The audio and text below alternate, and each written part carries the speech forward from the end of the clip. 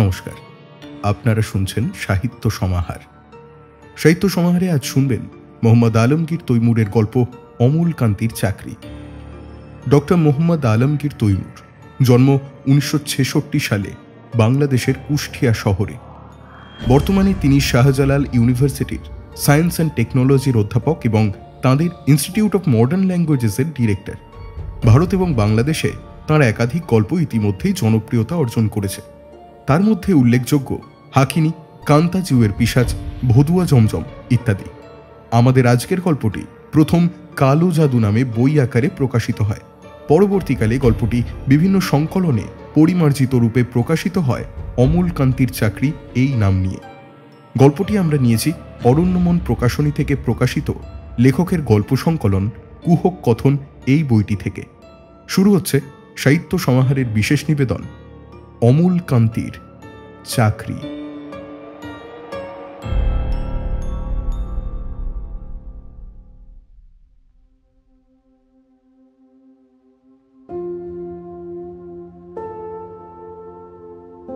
অনেক চেষ্টা করেও অমূলকান্তি ইন্স্যুরেন্স কোম্পানির চাকরিটা বাঁচাতে পারল না। পরপর 3 মাস হলো টার্গেট পূরণ করতে পারেনি সে। আর বেতন আসে গ্রাহকদের প্রিমিয়াম থেকে। 3 মাসে গ্রাহক জোগাড় করতে পেরেছে মাত্র 5 জন। সেই 5 জনও এমন কোনো বড় পার্টি নয়, নিজের পরিচিতদের মধ্যে থেকেই ধরে বেঁধে রাজি করিয়েছিল। এরা প্রথম 2 মাস প্রিমিয়াম জমা দিয়েছে, তৃতীয় মাসে আর প্রিমিয়ামের খবর নেই। অমূলকান্তির ভাই বোন বিধবা মা পাটুরিয়ার গ্রামের বাড়িতে থাকে। আগে জমি জমা ভালোই ছিল, এখন পদ্মা ভেঙে চুরে সব শেষ করেছে।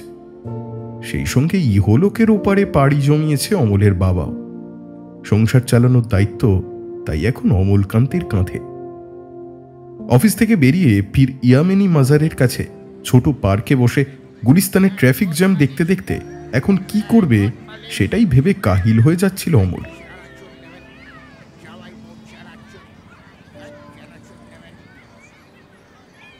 কে কার আগে যাবে, কিভাবে 2 পয়সা পকেটে আসবে, সবার সেই প্রচেষ্টা। অথচ সে কি করবে সেটাই ভেবে পাচ্ছে না। অমল লক্ষ্য করল বেশ কিছুক্ষণ ধরে একটা চ্যাংড়া ছেলে আশেপাশে ঘুরঘুর করছে। এর কাজ কানের ময়লা পরিষ্কার করা, চুল কাটা। ছোট্ট একটা কাঠের বাক্সে নানান ধরনের উপকরণ। খাওয়া পড়ার জন্য মানুষ কত কি যে করে। এর হয়তো সকাল থেকে খদ্দেরই জোটেনি। এদের খদ্দেরদের যে অর্থনৈতিক বুনিয়াদ, তাতে এর চেয়ে বেশি আর কি বা আশা করা যায়। ছেলেটাকে দেখে বেশ মায়া হলো অমূলকান্তির। ডেকে এনে পাশে বসালো। শোনো ভাই, তোমার নাম কি? কামাল। বাড়ি কোথায় তোমার? এত কথার কাম কি? কান পরিষ্কার করাইবেন না চুল কাটাইবেন? তা চুল কাটতে কত লাগবে? আধা ঘন্টা 10 টাকা। আচ্ছা, তাহলে চুলটাই কাটো। এই তবে ওসব তেল ফেল দিয়ে না কিন্তু। শুকনো শুকনো করে কাটবে একটু, একদম হাই অ্যান্ড ড্রাই।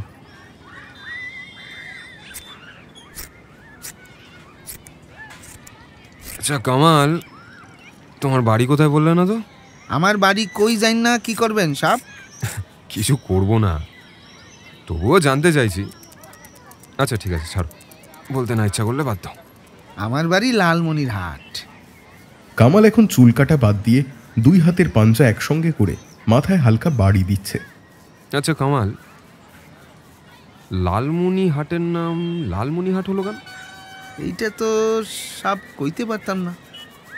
তো এক সাহেব আছে, সে মনে হয় পারবো। কোন সাহেব পারবে? এই মাঝে মধ্যে এক সাহেব 4টার দিকেই পার্কে আহে।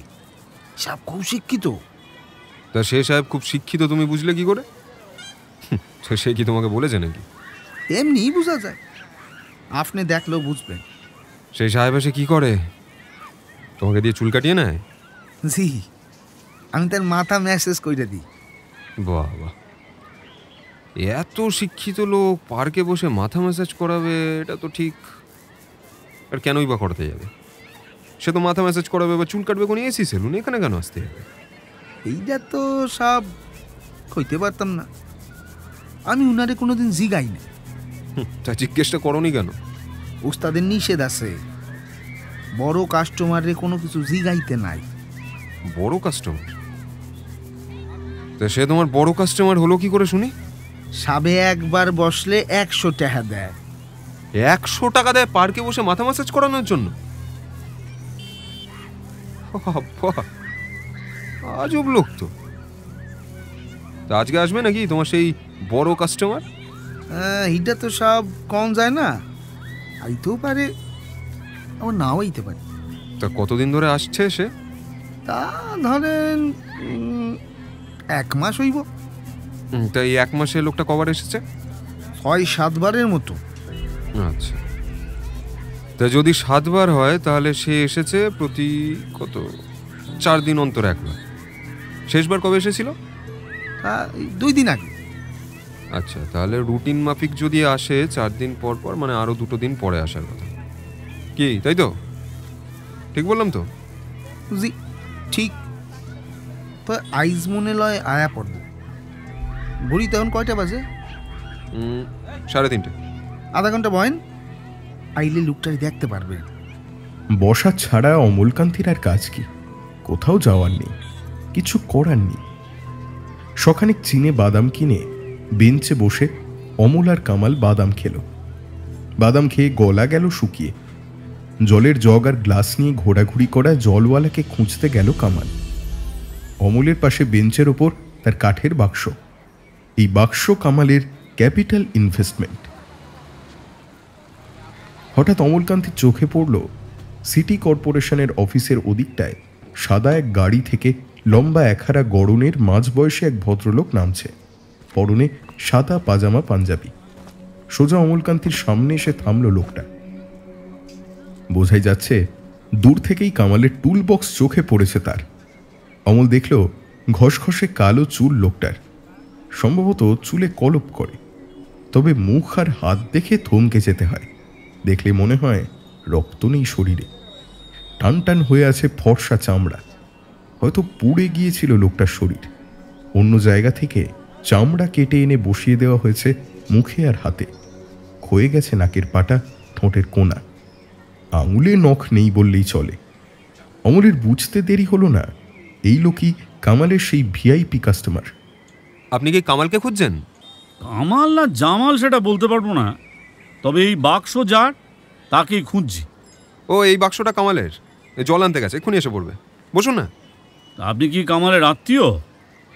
জি না না, আমি কাস্টমার, আত্মীয় নই। আর সত্যি বলতে আপনার জন্যই এখানে বসে অপেক্ষা করছিলাম। আমার জন্য অপেক্ষা করছিলেন? ইন্টারেস্টিং। কি ব্যাপার বলুন তো? না না, তেমন কিছু না। আসলে ওকে দিয়ে চুলটা কাটাচ্ছিলাম। আমি ওকে জিজ্ঞেস করলাম ওর বাড়ি কোথায়। ও আমাকে বললো লালমনির হাট। তা আমি কথার ছলে হঠাৎ জানতে চাইলাম যে লালমনি হাটের নামটা লালমনির হাট হলো কেন। ও আচ্ছা, তো এর সঙ্গে আমার সম্পর্ক কি? আছে, সম্পর্ক আছে, দাঁড়ান বলছি। কামাল বলেছিল ও জানে না, তারপর হঠাৎ বললো যে এক সাহেব জানে। তা আমি বললাম কে সাহেব? তো আপনার কথা বললো। জানলেই বা কি, সে তো আমাকে চেনে না। এখানে কখন আসবো তারও ঠিক নেই। আপনাকে বললো আর আপনি কাজ কাম ফেলে পার্কে বসে অপেক্ষা করতে লাগলেন। এ তো দেখছি মনে বললো তুমি আসবে, তাজ্জব ব্যাপার। আরে না না, আপনি ব্যাপারটা যেমন ভাবছেন তেমনটা মোটেই নয়। আমি এমনিতে সময় কাটানোর জন্য এখানে আরও কিছুক্ষণ বসতাম, মানে আরও কিছুক্ষণ আমি এখানে থাকতাম। তো এরই ভেতরে আপনি হঠাৎ এসে পড়লেন, তো এটাকে মানে কাকতালীয় ব্যাপার ছাড়া আর কি বলবো। জল নিয়ে কামাল এসে পৌঁছলো। ভিআইপি কাস্টমারকে বেঞ্চের উপর বসে থাকতে দেখে সবকটা দাঁত বেরিয়ে পড়ল তার। স্যার কও নাইলেন? এই তো এখনই। তা তুমি মনে হচ্ছে ব্যস্ত। কি যে বলেন স্যার, আপনার কাম সপ্তাহের আগে। মাথা ম্যাসাজ করাইবেন স্যার? না না না না, আজ আর মাথা মেসেজ করতে হবে না। এদিক দিয়ে যাচ্ছিলাম, ভাবলাম পার্কে একটু বসি। তা তোমার কাজ তুমি করো করো, আমাকে নিয়ে ভাবতে হবে না। স্যার এই সাবে একটা কথা জানবার চাই, তারে কইছি আপনি কইবার পারবেন, ওনারে জবাবটা দিয়া দেন। স্যার সওয়ালটা হইল লালমনির হাটের নাম লালমনির হাট হইছে কেমনি? প্রশ্নের জবাব দিলে কি তুমি খুশি হবে? স্যার কাস্টমারকে খুশি হইলে আমাকে খুশি। তাই স্যার আপনার অসুবিধা থাকলে দরকার নেই। একজনরে খুশি করতে গিয়া 10 জনের অখুশিকরণ ঠিক না। এতদিন জানতাম নাপিতেরাই দার্শনিকের মতো কথা বলে, এখন তো দেখছি কান পরিষ্কার করারও একই গুণের অধিকারী। কান টানলে মাথা আসে, তা মাথা নিয়ে যখন কারবার, দার্শনিক তো হতেই হবে। যাও, আমার অসুবিধা নেই। তবে ওনাকে খুশি করার চেয়ে তুমি যাতে অখুশি না হও সেটি আমার কাছে বেশি গুরুত্বপূর্ণ। আবদার একটা যখন করেই ফেলেছো তখন সেটা আমি রাখব। বলছি শোনো, লালমনিরহাটে আজ থেকে ধরো 100 বছর আগে ইংরেজরা রেল লাইন বসিয়েছিল। তা এই রেল লাইন বসাতে গিয়ে শুরু হলো খোঁড়াখুঁড়ি, বুঝলে? তা ওই মাটি ঘুরতেই পাওয়া গেল অসংখ্য লাল পাথর। তা ওই লাল পাথরকেই ওখানকার লোকেরা বলতো লালমণি। হাটে নিয়ে গিয়ে বেশ বেচাকেনাও হতে লাগলো। সেই থেকে ওই জায়গার নাম হলো লালমনির হাট। কামাল অমলের দিকে তাকালো, মুখে দিগ্বিজয়ের হাসি। দেখলেন তো, আপনারে কি বলছিলাম, স্যার খুব শিক্ষিত। আগন্তুক এইবার অমলের দিকে নজর দিল। আপনি আছেন কোথায়? তেমন কোথাও না, না এতদিন একটা ইন্স্যুরেন্স কোম্পানিতে চাকরি করতাম, কাজটা আসলে এখন আর নেই, তা ওই বেকারই বলতে পারেন। বেকারি বললে মনে হয় কিছু না কিছু কাজকর্ম আছে। আসলে কি তা আছে না নেই? না নেই, আসলে সত্যি বলতে কোনো কাজই নেই এখন আমার। যারা হাত পা একদম পুরো বেকার বসে আছি। তা আপনি পড়াশোনা কতদূর করেছেন জানতে পারি? আমার ছিল মানিকগঞ্জ কলেজ, তো ওখান থেকে বিকম পাস করেছি। প্রাইভেট কোম্পানিতে চাকরি নিতে গেলে লাখখানেক টাকা ডিপোজিট করতে হয়। সত্যি বলতে টাকাটা জোগাড় করতে পারছি না, অসুবিধা আছে, তাই আর কি। আপনার নাম কি বলুন তো? আমার নাম অমলকান্তি। বিয়ে করেননি কেন? বিয়ে করলে তো ছেলেরা পণের টাকা পায়, তা ওই টাকায় সমস্যার সমাধান হয়ে যেতে পারতো। আর বলবেন না, বাড়িতে বিধবা মা আছে, ছোট ছোট ভাই বোন আছে, সংসারের সমস্ত দায়িত্বটা আমাকেই সামলাতে হয়, ওদের দেখাশোনা এই সমস্ত। সত্যি কথা বলতে বিয়ে টিয়ে করে আর লেচে গোবরে হতে চাইনি। ওরে বাবা, আপনার জীবন তো দেখছি ভাই 60-এর দশকের কলকাতার বাংলা সিনেমা। সে যাই হোক, আপনার একটা চাকরির ব্যবস্থা হয়তো আমি করে দিতে পারবো, তবে ইন্টারভিউ দিতে হবে আপনাকে। যদি পাস করতে পারেন তাহলে চাকরি পাবেন। কি দিতে চান ইন্টারভিউ? হ্যাঁ ইন্টারভিউ দেবো। ইন্টারভিউ দিতে অসুবিধা কোথায়? আপনি কোথায় কখন যেতে হবে আমাকে বলুন না। কোথাও যেতে হবে না, যদি চান তাহলে এখানেই ইন্টারভিউ দিতে পারেন, এখনই। এখানে এখন? কে নেবেন ইন্টারভিউ? মানে এটা কোন কোম্পানির? আমি ইন্টারভিউ নেব। পাস করলে চাকরি করবেন আমার অফিসে। কোন অফিস, কোথায় অফিস, এসব জানতে পারবেন ইন্টারভিউ পাস করার পর। কি ঠিক আছে? জি ঠিক আছে, আপনি বলুন কি জানতে চান বলুন। আমি আপনাকে একটা ধাঁধা বলবো, তবে ধাঁধার উত্তর যে এখনই দিতে হবে এমন কোনো শর্ত নেই। আগামীকাল সকাল 11টা পর্যন্ত সময় পাবেন, ফোন নাম্বার দিয়ে দেবো। উত্তরটা যদি আগামীকাল দেন তাহলে ফোন করে জানাবেন। উত্তর সঠিক হলে কোথায় যেতে হবে বলে দেব। কি রাজি? জি রাজি। ধাঁধাটি কি বলছি, মন দিয়ে শুনো। ধাঁধা বলবার সময় বা বলা শেষ হলে কোনো প্রশ্ন করতে পারবেন না, শুধু উত্তর দিতে পারবেন, আর সেই সুযোগ পাবেন মাত্র একবার। এই শর্তগুলোর কোনোটা ভঙ্গ করা যাবে না, বোঝা গেছে? জি। ধাঁধাটা হলো এই: একটা লোক 3টে জিনিস নিয়ে নৌকা করে ছোট্ট একটা নদী পার হবে, কিন্তু নৌকাটা এতই ছোট যে একেবারে সে শুধু একটা জিনিসই নিতে পারবে। অর্থাৎ একবারে একটা করে জিনিস ওপারে নিয়ে গিয়ে সেই জিনিস রেখে ফের এপারে এসে আরেকটা নিয়ে যাবে। তবে সমস্যা আছে। সমস্যাটা হলো যে 3টি জিনিস সে ওপারে নিয়ে যাবে সেইগুলোতে 3টে জিনিস কি কি? একটা শেয়াল, একটা বাঁধাকপি আর একটা ছোট ছাগল। আর এখন লোকটা যদি বাঁধাকপি নিয়ে ওপারে যায় তাহলে শেয়াল ছাগলটাকে একা পেয়ে খেয়ে ফেলবে, আর যদি প্রথমে শেয়াল নিয়ে ওপারে যায় তাহলে সেই সুযোগে ছাগলটা খেয়ে ফেলবে বাঁধাকপি। লোকটাকে ঠিকঠাক মতো এই 3টে জিনিসই নদীর ওপারে নিতে হবে। কোনোটার কোনো ক্ষতি হতে দেওয়া যাবে না। মনে রাখবেন, এপারে যেমন সুযোগ পেলে শেয়াল ছাগলটাকে কিংবা ছাগল বাঁধাকপিটাকে খেয়ে ফেলবে, সেই একই ব্যাপার কিন্তু ঘটবে ওপারে। এটাই ধাঁধা। এখন বলুন, কিভাবে ঠিকঠাক মতো জিনিসগুলো ওপারে রেখে আসা যাবে? এতক্ষণ কামাল চুপচাপ ছিল। ধাঁধাটা শোনবার পর আর সে চুপ করে থাকতে পারল না। স্যার, সওয়ালের জবাব আমি দিলে হইব? তুমি দিতে চাও? ঠিক আছে, দাও। হ্যাঁ, উত্তর যদি সঠিক হয় তাহলে ধরে নেব অমূল বাবু ইন্টারভিউতে পাশ করেছেন। প্রথমে পার করণ লাগবো খাসি ডারে। এইবারে খ্যাকশাল তার বান্ধাকপি খাইতে পারবো না। বেশ, তারপর? এরপর বান্ধাকপিটারে নৌকাত উড়াইয়া নিতে হইব ওই পারে। কপিটারে রাইকা এরপর এই পারে আইয়া নিব খ্যাকশিয়ালটারে। ব্যাস, কাম শেষ। কাম শেষ না। লোকটা যখন বাঁধাকপি রেখে শেয়াল আনতে যাবে, সেই সুযোগে বাঁধাকপি খেয়ে ফেলবে ছাগল। লোকটা শেয়াল নিয়ে ফিরে এসে দেখবে বাঁধাকপি শেষ। সমস্যাটা কোথায় বুঝতে পেরেছ? হ্যাঁ, এইটা তো স্যার খেয়াল করি নাই। বিষয়টা তো স্যার মনে লয় বহুত জটিল। হ্যাঁ, তা কিছুটা জটিল তো বটে। কি ভাবছেন অমলবাবু? উত্তর কি এখনই দেবেন, না কাল সকাল পর্যন্ত সময় নেবেন? তবে মনে রাখবেন, 11টার পর সঠিক বেঠিক কোনো উত্তরই আর গ্রহণযোগ্য হবে না। সময়ই সব কিছুর নিয়ন্ত্রক। সময় হচ্ছে স্বয়ং ভগবান। এই নিন ফোন নাম্বার, উত্তরটা ফোনে জানাবেন। আচ্ছা, আপনার নামটা তো জানা হলো না। ইন্টারভিউতে পাশ করলে জানতে পারবেন, এখন নয়। হ্যাঁ, আজ তাহলে আসি। উঠে পড়ল আগন্তুক। কামালের হাতে 100 টাকার নোট ধরিয়ে দিয়ে ডান দিক বাঁ দিক কোনো দিকে না তাকিয়ে সোজা বেরিয়ে গেল পার্ক থেকে।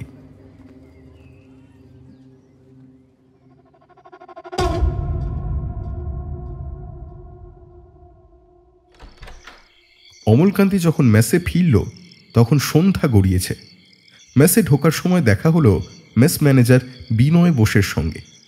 মান্ধাতা আমলের তেলতেলে হাতওয়ালা পিঠ পাঁকা বেঞ্চিতে পা উঠিয়ে বসে খবরের কাগজ পড়ছেন ভদ্রলোক। বিনয় বোস অমলের দিকে ফিরেও তাকালেন না, খবরের কাগজেই ব্যস্ত হয়ে রইলেন। অমল যে একটা অপদার্থ, সেই ধারণা বিনয়বাবুর একেবারে গোড়া থেকেই। এখন যদি জানতে পারেন তার চাকরি নেই, তাহলে সেই ধারণা হবে ধর্মীয় বিশ্বাসের মতো চিরন্তন। রুমে গিয়ে কাপড় চোপড় ছেড়ে চৌকির উপর শুয়ে পড়ল অমল। ধাঁধার উত্তরটা নিয়েই মাথা ঘামাচ্ছে সে আছে এক ঘোরের ভেতর। বামুন ঠাকুর এসে খাবার দিয়ে গেছে। ইলিশ মাছের মাথা দিয়ে মিষ্টি কুমড়োর ঘন্ট, তার সঙ্গে করলা ভাজা, অড়হরের ডাল। টেনশনের ঠেলায় খিদেই নষ্ট হয়ে গেছে অমলের। নিজের অস্তিত্ব, মা ভাই বোনের খরপোশ সব নির্ভর করছে একটা ধাঁধার উত্তরের উপর। হায় রে, নিয়তি আর কাকে বলে!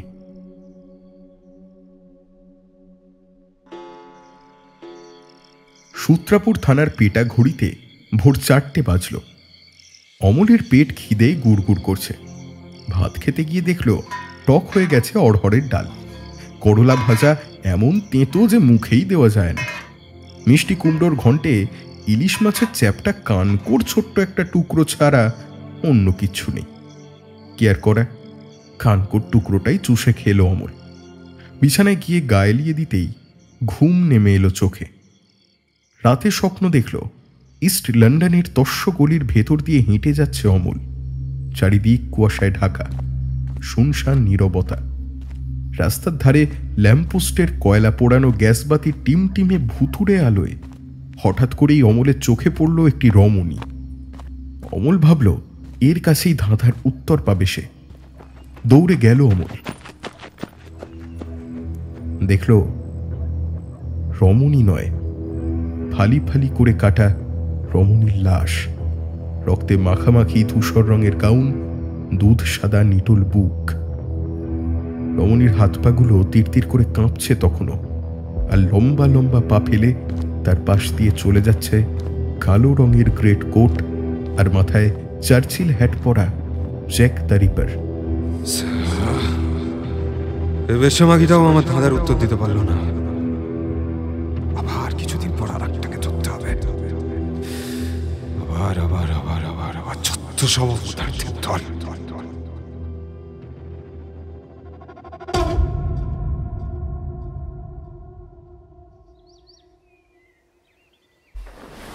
অমলের ঘুম ভাঙল সকাল 8টার দিকে। সঙ্গে সঙ্গে মনে পড়ল ধাঁধার কথা, কিন্তু উত্তর কোথায়? আগে যে তিমিরে ছিল এখনো সেই তিমিরেই আছে।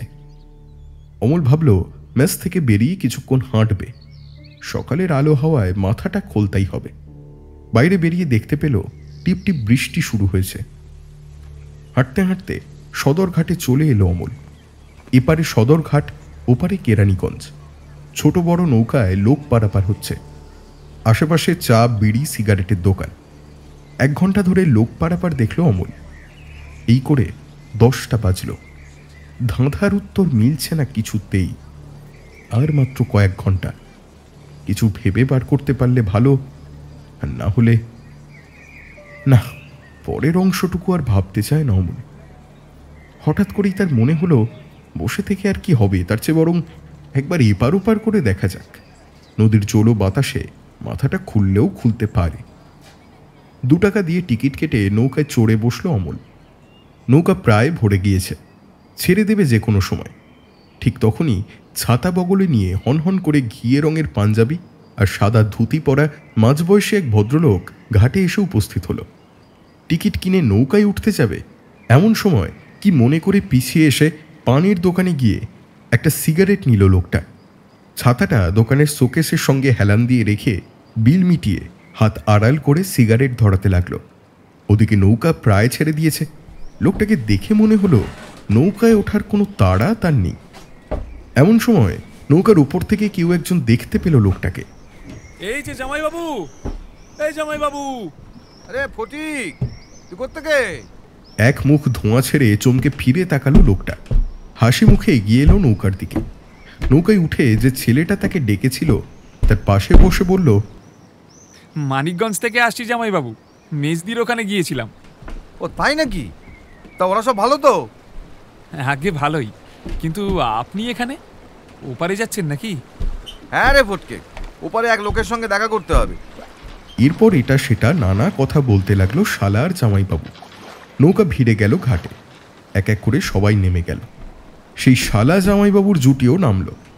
অমল নৌকা থেকে নামলই না। এই নৌকাতেই ওপারে ফিরে যাবে সে। পাড়বে উপরে উঠতে যাবে, ঠিক এমন সময় থমকে দাঁড়ালো জামাইবাবু। এই যা, ওরে ফটকে, ছাতাটা যে ওপারে ফেলে এলাম আমি। তুই এক কাজ কর, দাঁড়া এখানে। 10-15 মিনিটের তো ব্যাপার। ওপারে গিয়ে পানের দোকান থেকে নিয়ে আসি ছাতাটা। নতুন ছাতা, হারিয়ে ফেললে মাথা ফাটিয়ে ফেলবে তোর বর্দি। এত করে বললাম ছাতা ফাতা দরকার নেই, তারপরে জোর করে দিয়ে দিল। জলে ভিজে জ্বর বাঁধালে রুগী টানতে পারবে না। এখন যদি গিয়ে বলি ছাতা হারিয়েছি, তাহলে বাড়ি মাথায় তুলবে।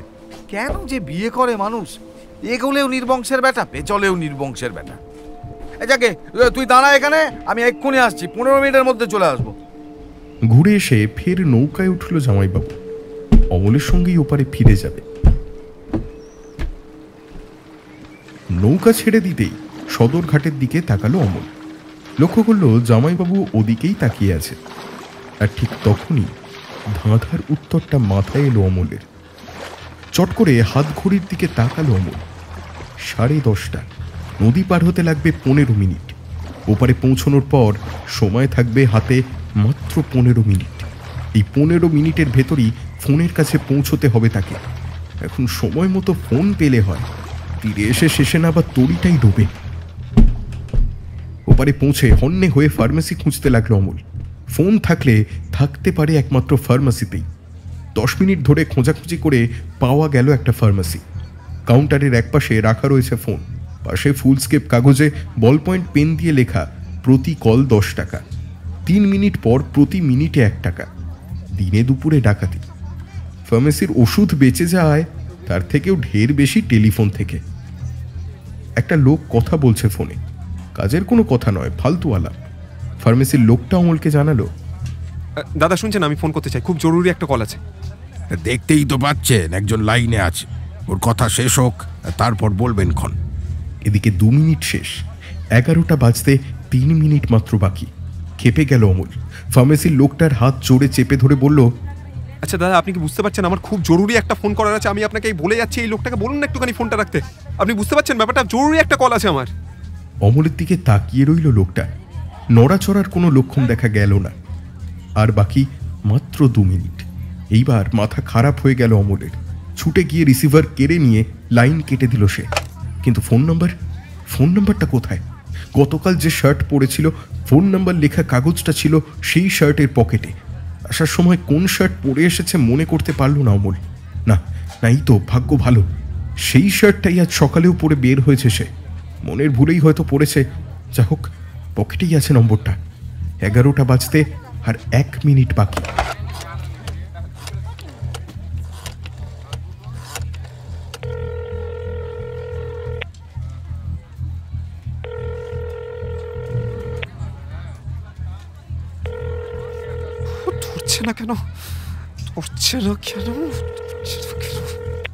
ওপারে কেউ ফোনটা ধরল।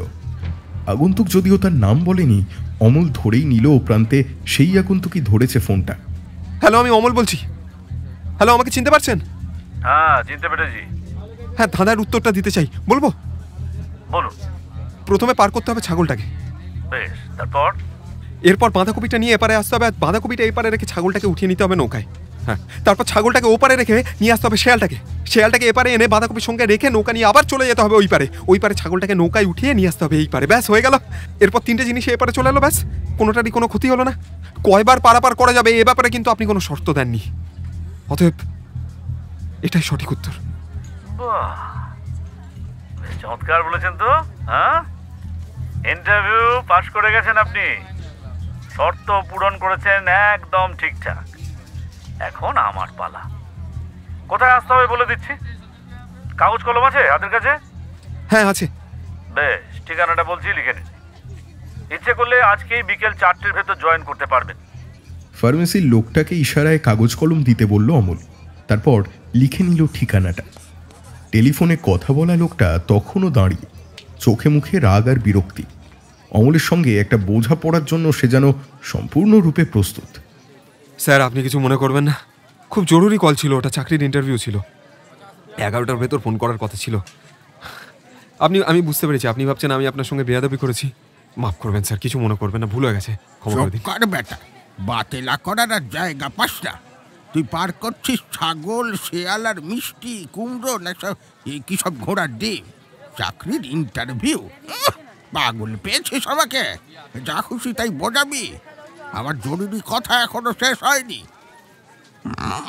ইন্টারভিউ যত সব বুঝলো ফালতু। আচ্ছা, আপনি আমার কথাটা শুনুন। আপনার যে বিল হয়েছে আমি দিয়ে দিচ্ছি, আপনি আবার ফোন করুন, কোনো অসুবিধা নেই। এই যে দাদা, ফার্মেসির ভাই, এই যে শুনুন, ওনার বিলটা রাখেন, এই সঙ্গে 10 টাকা এক্সট্রা। পরের কলটা ওনার থেকে টাকা নেবেন না স্যার, প্লিজ আপনি কলটা করে নিন।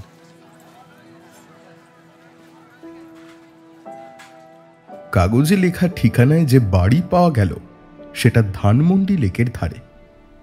15 ফুট দেওয়ালের ওপর 5 ফুট কাঁটা তার, 20 ফুট উঁচু গেট। বড় গেটের পাশেই দেওয়ালে লাগানো ছোট গেট। সব জায়গায় ক্লোজ সার্কিট ক্যামেরা বসানো। কলিং বেল চাপতেই ছোট দরজা খুলে বেরিয়ে এলো সাদা উর্দি পরা একটা লোক। লোকটা নেপালি গুর্খা। নেপালি দারোয়ান অমলকে নিয়ে ছোট একটা অফিস ঘরে বসালো। সেখানে একটা সেক্রেটারিয়েট টেবিলের ওপাশে ম্যানেজার মেম সাহেব বসে কি যেন লিখছে। গায়ের রং দেখলে যে কেউ বলবে গ্যালন গ্যালন আলকাতরা মাখানো হয়েছে মহিলার শরীরে। হালকা গোলাপি সুতির শাড়ি, খাটো হাতা সাদা ব্লাউজ। মেম সাহেব, নয়া বাবু কো লায়া হুঁ। লেখা থামিয়ে মুখ তুলে অমলের দিকে তাকালো ম্যানেজার মেম সাহেবটি। একটা হার্টবিট যেন মিস হয়ে গেল অমলের। এত সুন্দর চেহারা জীবনে কখনো দেখেছে বলে অমলের তাৎক্ষণিকভাবে মনে পড়ল না। এর তুলনা শুধু জাতীয় জাদুঘরে রাখা কোষ্টি পাথরে তৈরি রাধার মূর্তির সঙ্গেই করা যেতে পারে। কে বলে কালো মেয়ে সুন্দরী হয় না? এর পায়ের কাছে রাজা বাদশারা গড়াগড়ি খাবে। তবে এ মেয়ের উপযুক্ত শুধুমাত্র একজন সম্রাটই হতে পারে। বিষাদ মাখা চোখ মেলে স্পষ্ট গলায় মেম সাহেব জিজ্ঞাসা করল, আপনি অমলকান্তি? আগে আমি অমলকান্তি। একটু বসুন, স্যারকে জানাই আপনি এসেছেন। স্যার, অমলবাবু এসেছেন, নিয়ে আসবো? কোথায় বললেন? লিভিং রুমে? আচ্ছা ঠিক আছে, এখনই নিয়ে আসছি। চলুন, স্যার অপেক্ষা করছেন। অমল ঘুরে দাঁড়াতেই তার চোখে পড়ল দরজার ওপর একটা প্যানেলে 6টা ক্লোজ সার্কিট টিভি স্ক্রিন। এখান থেকেই অমলের আসার ব্যাপারটা টের পেয়েছে ম্যানেজার মেম সাহেব। ম্যানেজার মেমের পিছে পিছে বিশাল এক হল ঘরে এসে উপস্থিত হলো অমল। দোতলা বাড়ির নিচের তলার অর্ধেকটাই বোধহয় লিভিং রুম। লম্বা লম্বা আলমারি ভর্তি পাঁজা পাঁজা পুরনো বই। একপাশে কেমিক্যাল ল্যাবরেটরি, উল্টো পাশে কাচের টেবিলের ওপর ইয়া মোটা বেঁটে আর লম্বা সব টেলিস্কোপ। সোফায় বসে আদ্যিকালের একটা বইয়ের পাতা উল্টাচ্ছিলেন সফেদ আগন্তুক। বই না বলে সেটাকে বাঁধানো পাণ্ডুলিপি বলাই ভালো। চোখের ইশারায় অমলকে বসতে বললেন। এই প্রথম কালো চশমা ছাড়া আগন্তুককে দেখল অমল। কৃষ্ণ সুন্দরীর দিকে তাকিয়ে আগন্তুক বললেন, ঠিক আছে মন্দাকিনী, তুমি এখন যাও। ফাইলটা অমলের হাতে দিয়ে ঘর থেকে বেরিয়ে গেল অনন্য সৌন্দর্যের প্রতীক। ওখানে ফর্ম আছে, ফর্মগুলো ফিল আপ করুন। ফর্মগুলোর নিচে চাকরির কন্ট্রাক্ট। ভালো করে শর্তগুলো পড়ে সই করবেন। শর্ত কিন্তু কিছুতেই ভঙ্গ করা যাবে না। ফর্মটা পূরণ করতে লাগলো অমল। ফর্মের ডিটেল অত্যাধিক বেশি। 14 গোষ্ঠীর ঠিকুজি কুলুজি চেয়ে বসে আছে। সারা জীবনে কোথায় কি করেছে তার প্রায় পুরোটাই লিখতে হলো। সেই সঙ্গে 5টা ভিন্ন ভিন্ন ঠিকানা আর 4 জন আত্মীয়তার সূত্রে আবদ্ধ নয় এমন লোকের ফোন নাম্বার। ফর্ম পূরণ করা শেষ হলে বেরুলো কন্ট্রাক্টের কাগজ। প্রথম শর্ত, যেটা মোটা কালিতে লেখা, সেটি হলো অফিসের কোনো কথা কোনো অবস্থাতেই বাইরে বলা যাবে না, কাউকে বলা যাবে না। এই শর্ত ভঙ্গ হলে চাকরি তো যাবেই, সেই সঙ্গে কঠোর শাস্তিমূলক ব্যবস্থা নেওয়ার অধিকার কোম্পানির থাকবে। শর্তের শেষ দুটো ক্লজে লেখা সপ্তাহে কয়দিন কত ঘন্টা কাজ করতে হবে, ছুটি ছাটা কি থাকবে, আর বেতনের কথা। প্রতি সপ্তাহে 7,500 টাকা বেতন, অর্থাৎ মাসে 30,000। খসখস করে সই করে তারিখ বসিয়ে দিল অমল। রেডি? হ্যাঁ, ফর্ম হয়ে গেছে, শেষ, পূরণ করা শেষ হয়ে গেছে। জব কন্ট্রাক্টেও সই করা হয়ে গেছে, সমস্তটা কমপ্লিট। গুড। কন্ট্রাক্টটা ভালো করে পড়েছেন তো? হ্যাঁ পড়েছি, ভালো করে পড়ে নিয়েছি। 10টা 5টা অফিস। কাল সকাল থেকেই শুরু করুন তাহলে। আজ এইটুকু, কাল দেখা হবে। হ্যাঁ, আর হ্যাঁ, যাওয়ার আগে একবার মন্দাকিনীর সঙ্গে দেখা করে যাবেন। ও আপনার ছবি তুলবে। চাকরির দরখাস্তের সঙ্গে ছবি থাকাটা খুব জরুরি। বাড়ি থেকে বেরিয়ে এলো অমল। পার্কে এসে সেই দিনের সেই বেঞ্চে বসল। চারিদিকে তাকিয়ে কামালকে খুঁজল, কিন্তু কামালকে কোথাও দেখতে পেল না। এখন কি করবে এই কথা ভাবছে, ঠিক তখনই সালোয়ার কামিজ পরা 20-21 বছরের একটা মেয়ে এসে বসল বেঞ্চটার অন্য মাথায়। মুখে হালকা মেকআপ, ঠোঁটে লিপস্টিক, নাকে সাদা পাথর বসানো ছোট্ট নাক ফুল, কানে নীল পাথরের ছোট ছোট দুল। প্রশ্নাতীত উড়ুর পুরুত্ব আর নিতম্বের গুরুত্ব। অমলের সঙ্গে চোখাচোখি হলো মেয়েটার। চোখে কোনো লাজুক ভাব নেই, তীরের মতো সোজা দৃষ্টিতে সীমাহীন আলোর ঝলকানি। এই মেয়েটি বার বনিতা। অদ্ভুত এক আত্মতৃপ্তিও আছে বার বনিতাদের। যত বড়ই কেউ কেটা হোক না কেন, কামার তো পুরুষ আসলে কৃতদাসেরও অধম। কণিকের জন্য হলেও মেয়েরাই প্রভু। একবার যদি মায়া লাগাতে পারে, তাহলে এই প্রভুত্ব হয় চিরকালই। এই দুর্বলতা ঢাকতেই পুরুষের যত হম্বিতম্বি। 7-17 ভাবতে ভাবতে অমল সিদ্ধান্ত নিল কথা বলবে মেয়েটার সঙ্গে। বারবনিতার সঙ্গে বাক্যালাপ করাও যে এক বিরল অভিজ্ঞতা। পুরুষ ঘেঁটে ঘেঁটে মেয়েটাও ঝানু হয়ে গেছে। সেও কাশি শুনে বুঝতে পারল চারের আশেপাশে ঘোরাঘুরি করতে শুরু করেছে মাছ। টোপ খেলেও খেতে পারে। মুচকি হেসে অমলের দিকে তাকালো মেয়েটা। তবে কথা কিভাবে শুরু করবে এটাই এখন বুঝতে পারছে না অমল। এই লাইনে তার কোনো অভিজ্ঞতাই নেই। মুচকি হাসির জবাবে অমলও হালকা হাসি হাসল। কিছু একটা বলতে হবে, কিন্তু কি বলবে?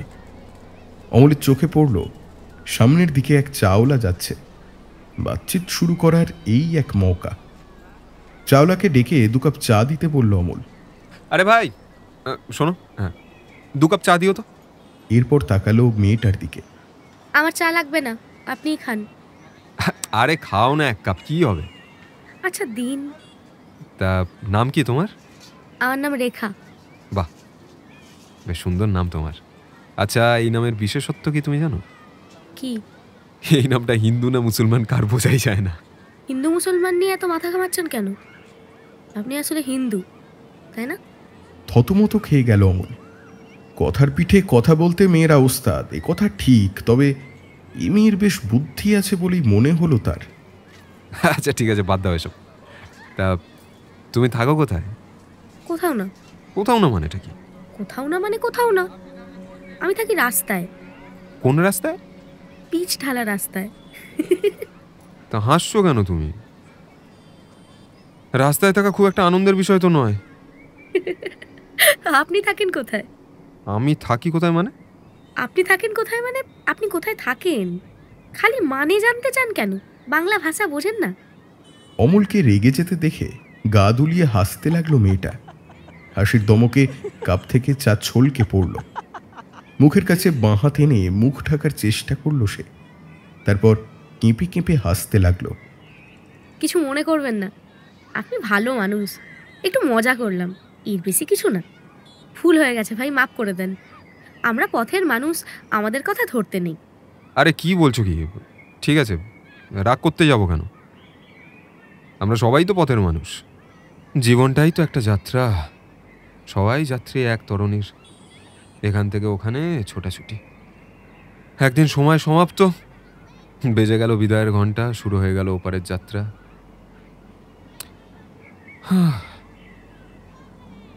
তারপর বলো, কি খেয়েছো দুপুরে? দুপুরে ঝালমুড়ি খেয়েছি। আপনি কি খেয়েছেন? আরে আমার কথা বাদ দাও, এসো তার চেয়ে বরং বাদাম কিনে খাই। ও বাদাম, শোনো, 200 দাও, 200 বাদাম দাও, 100 করে দিও, একটু নুন ঝাল বেশি করে দিও। বাদামের খোসা ভেঙে হাতের তালুতে ঘষে লাল ছিলকা ছাড়িয়ে তারপর ফুঁ দিয়ে সেই ছিলকা উড়িয়ে কুটকুট করে বাদাম খেতে লাগলো মেয়েটা। চলো যাই, হোটেলে গিয়ে বরং ভাতই খাই। হোটেলে নিয়ে যদি ভাতই খাওয়াবেন, তাহলে বাদাম খাইয়ে খিদেটা নষ্ট করলেন কেন?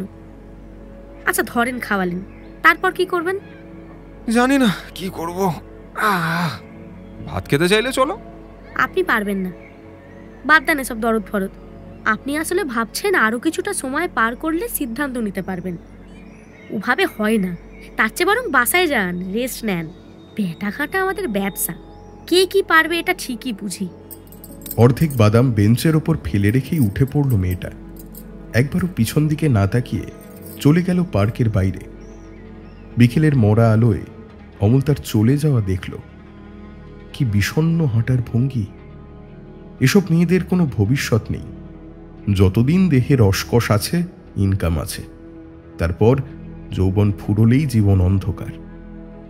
উঠে পড়ল অমল।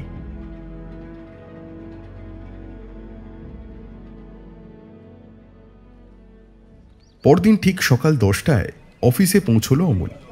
গুর্খা দারোয়ান সরাসরি তাকে নিয়ে গেল আগন্তুকের কাছে। লিভিং রুমে আগের মতোই পুরনো বই খুলে বসে আছেন তিনি। ট্রলিতে করে কফির সরঞ্জাম সাজিয়ে এনে 2 কাপে কফি পরিবেশন করল একজন উর্দি পরা খানসামা। কফি খান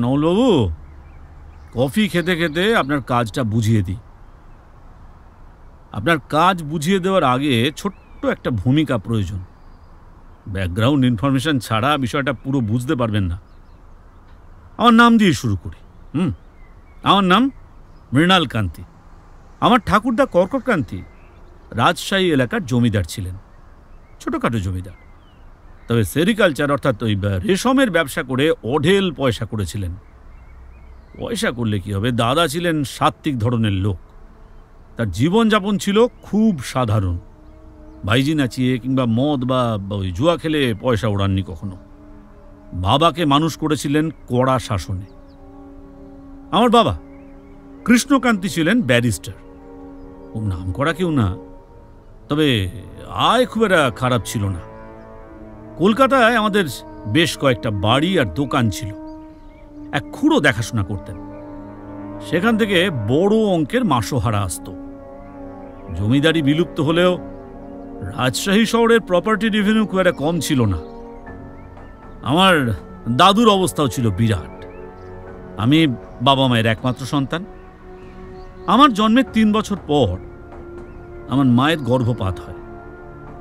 এরপর থেকে প্রায় সবসময় অসুস্থ থাকতেন মা। একটা কুকুর ছিল আমার বন্ধু, খেলার সাথী, সব কিছু। তখন আমাদের বাড়ি ছিল পুরনো ঢাকায়। আমার 9 বছর বয়সে অর্থাৎ 1965 সালে শুরু হলো যুদ্ধ। আমাদের দিন কাটতে লাগলো একেবারে আতঙ্কের ভেতর। প্রহ্লাদ মানে আমার রিট্রিভার সারা রাত জেগে বাড়ি পাহারা দিত। আসলে বাউন্ডারি ওয়ালের ভেতরেও ঘোরাঘুরি করত। সেই সময় একদিন সকালে উঠে দেখি গাড়ি বারান্দার সিঁড়ির নিচে মরে পড়ে আছে প্রহ্লাদ। মুখ দিয়ে গাঁজলা টাজলা বেরিয়ে একেবারে একাকার। পাড়ার কেউ তাকে বিষ খাইয়েছিল। গাড়ি বারান্দা থেকে বাড়িতে ঢোকার মূল দরজায় আঁচড়ের দাগ।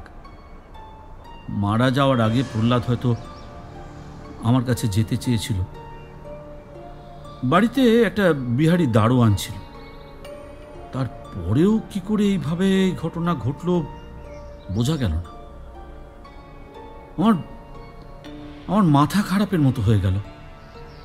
রাত দিন প্রহ্লাদের কথা মনে পড়ে নাওয়া খাওয়া ভুলে গাড়ি বারান্দার সিঁড়ির কাছে বসে থাকতে লাগলাম আমি। ছোটবেলা থেকেই আমার আঁকা হাঁকির হাত ভালো। আমার কাজ হলো বসে বসে প্রহ্লাদের ছবি আঁকা। বাচ্চারা খুব দ্রুত শোক কাটিয়ে উঠতে পারে, প্রকৃতি তাদের সেই শক্তি দিয়েছে। কিন্তু আমার ভেতর শোক কাটিয়ে ওঠার কোনো লক্ষণ দেখা গেল না। ধীরে ধীরে ঝিমিয়ে পড়তে লাগলাম, শেষমেশ একদম বিছানায়। শুধু মনে হতো এই বুঝি প্রহ্লাদ ফিরে এলো। ঘুমের ভেতর স্বপ্নে দেখতাম ফিরে এসেছে প্রহ্লাদ, কিন্তু সেটা শুধু স্বপ্নই। বাস্তবে ফাঁকা বাড়ি। আমার মানসিক অবস্থার উন্নতি হবে ভেবে বাবা বাড়ি বেচে দিলেন। উঠে এলেন ধানমন্ডির এই বাড়িতে। কুষ্টিয়া থেকে নেপালি দারোয়ান আনলেন। বাবা দুর্গের মতো নিশ্ছিদ্র করলেন বাড়ির নিরাপত্তা। এখন যে দারোয়ান আছে তাকে অবশ্য আমি নেপাল থেকে এনেছি, আগের জন মারা গেছে। আমার মন ভালো করার জন্য সুন্দর সুন্দর ছবিওয়ালা বই কিনে দিলেন বাবা। প্রথম দিকে ভালো লাগতো না পড়তে, নেড়ে চেড়ে রেখে দিতাম। তবে অবস্থার পরিবর্তন হলো আস্তে আস্তে। পৃষ্ঠা উল্টে ছবিগুলো দেখতে লাগলাম। প্রায় সবই রূপকথার বই। এর ভেতর আলিফ লায়লার গল্পের বইও ছিল। যাই হোক, একদিন ওই জাপানি রূপকথার বইয়ের পাতা উল্টাচ্ছি, হঠাৎ করেই হানা সাকা জিজি বলে একটা গল্প চোখে পড়ল। শিরো নামে এক কুকুর তার করুণ মৃত্যু আর প্রভু ভক্তি নিয়ে লেখা একটা অপূর্ব কাহিনী। জাপানি ভাষায় শিরো মানে বরফের মতো সাদা। কুকুরটা তুষার শুভ্র হওয়াতেই তার ওই নাম। কাহিনীর ভেতর আবার 2-1 লাইন গানও আছে। দুর্দান্ত সব গানের কথা। অভিভূত হয়ে গেলাম গল্পটা পড়ে। এরপর জন্তু জানোয়ার নিয়ে লেখা যত রূপকথা আছে পড়তে লাগলাম সেই সব।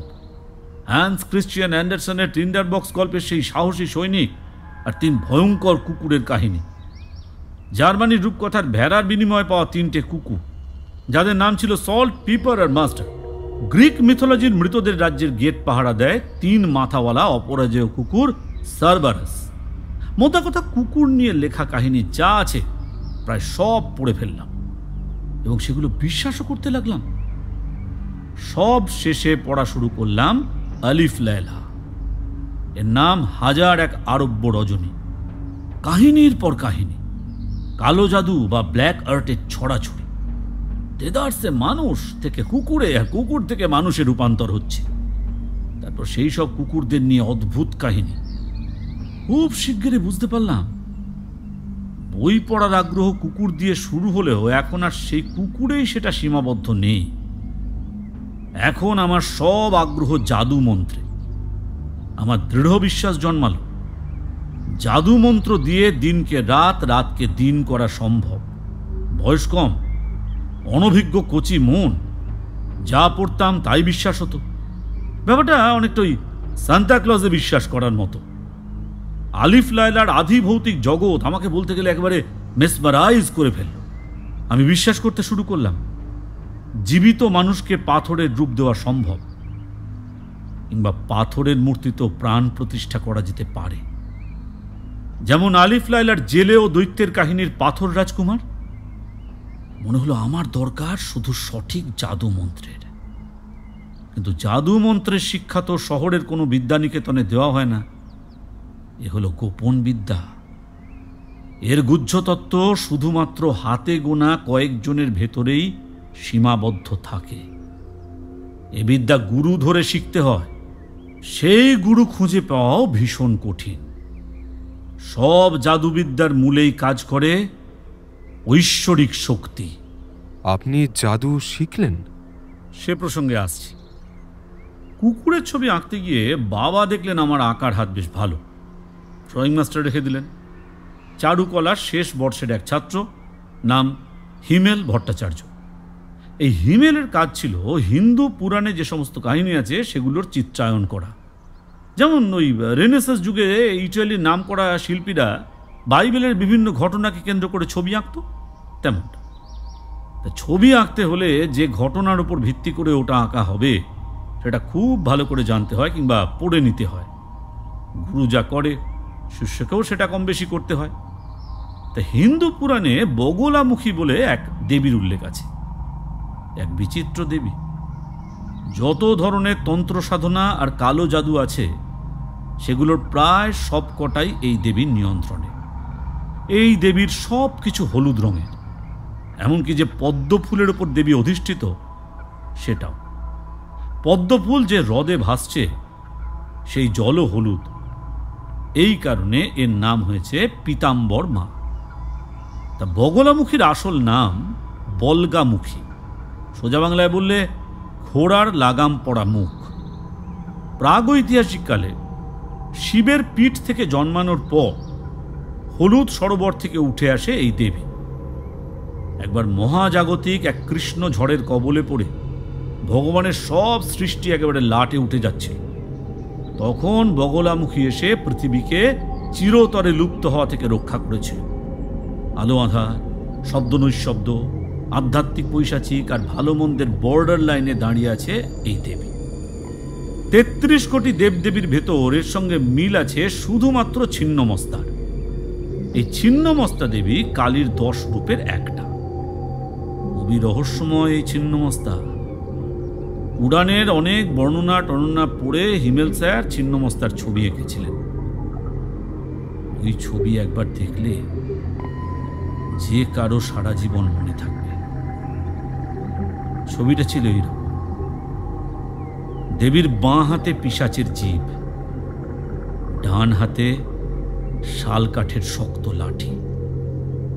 ছিন্নমস্তা নিজেই নিজের মাথা কেটে এক হাতে ধরে রেখেছে, অন্য হাতে সাপের জিভের মতো 2 মাথাওয়ালা খঞ্জর। কাটা গলা থেকে 3টে ধারায় ঝর্ণার মতো রক্ত বেরিয়ে আসছে। দেবীর 2 পাশে দাঁড়ানো 2 পিশাচি, কাটা মাথা আর 2 পিশাচি পান করছে সেই রক্ত। দেবী দাঁড়িয়ে আছে সঙ্গমরত এক যুবক যুবতীর উপর।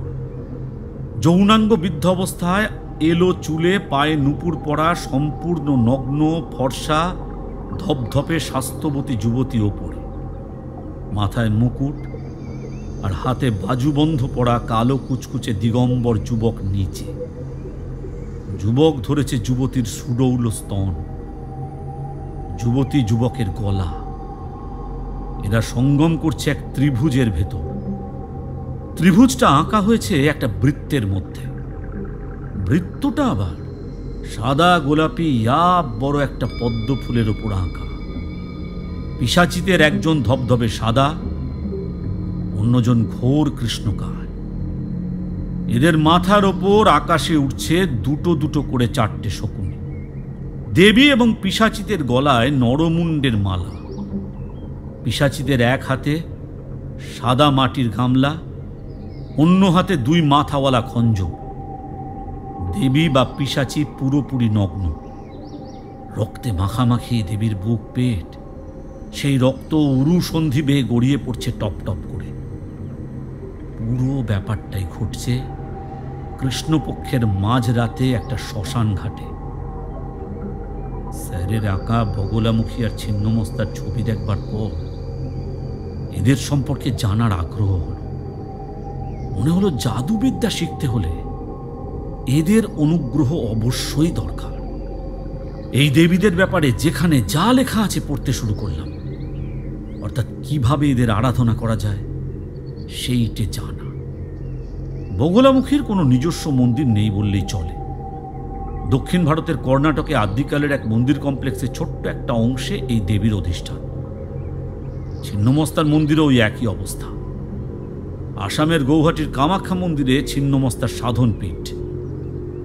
কিন্তু তখন পাকিস্তান আমল। বাবা আমার পিড়াপিড়িতে রাজি হলেও কর্ণাটক কিংবা আসামের গৌহাটিতে যাওয়া সম্ভব হয়নি। ইন্টারমিডিয়েট পাশ করার পর আমার ইচ্ছে ছিল ঢাকা বিশ্ববিদ্যালয়ে চারুকলায় ভর্তি হবার। বাবা রাজি হলেন না। তার ইচ্ছে আমি ঢাকা বিশ্ববিদ্যালয়ে না পড়ে যুক্তরাষ্ট্রের কোনো বিশ্ববিদ্যালয়ে পড়ি।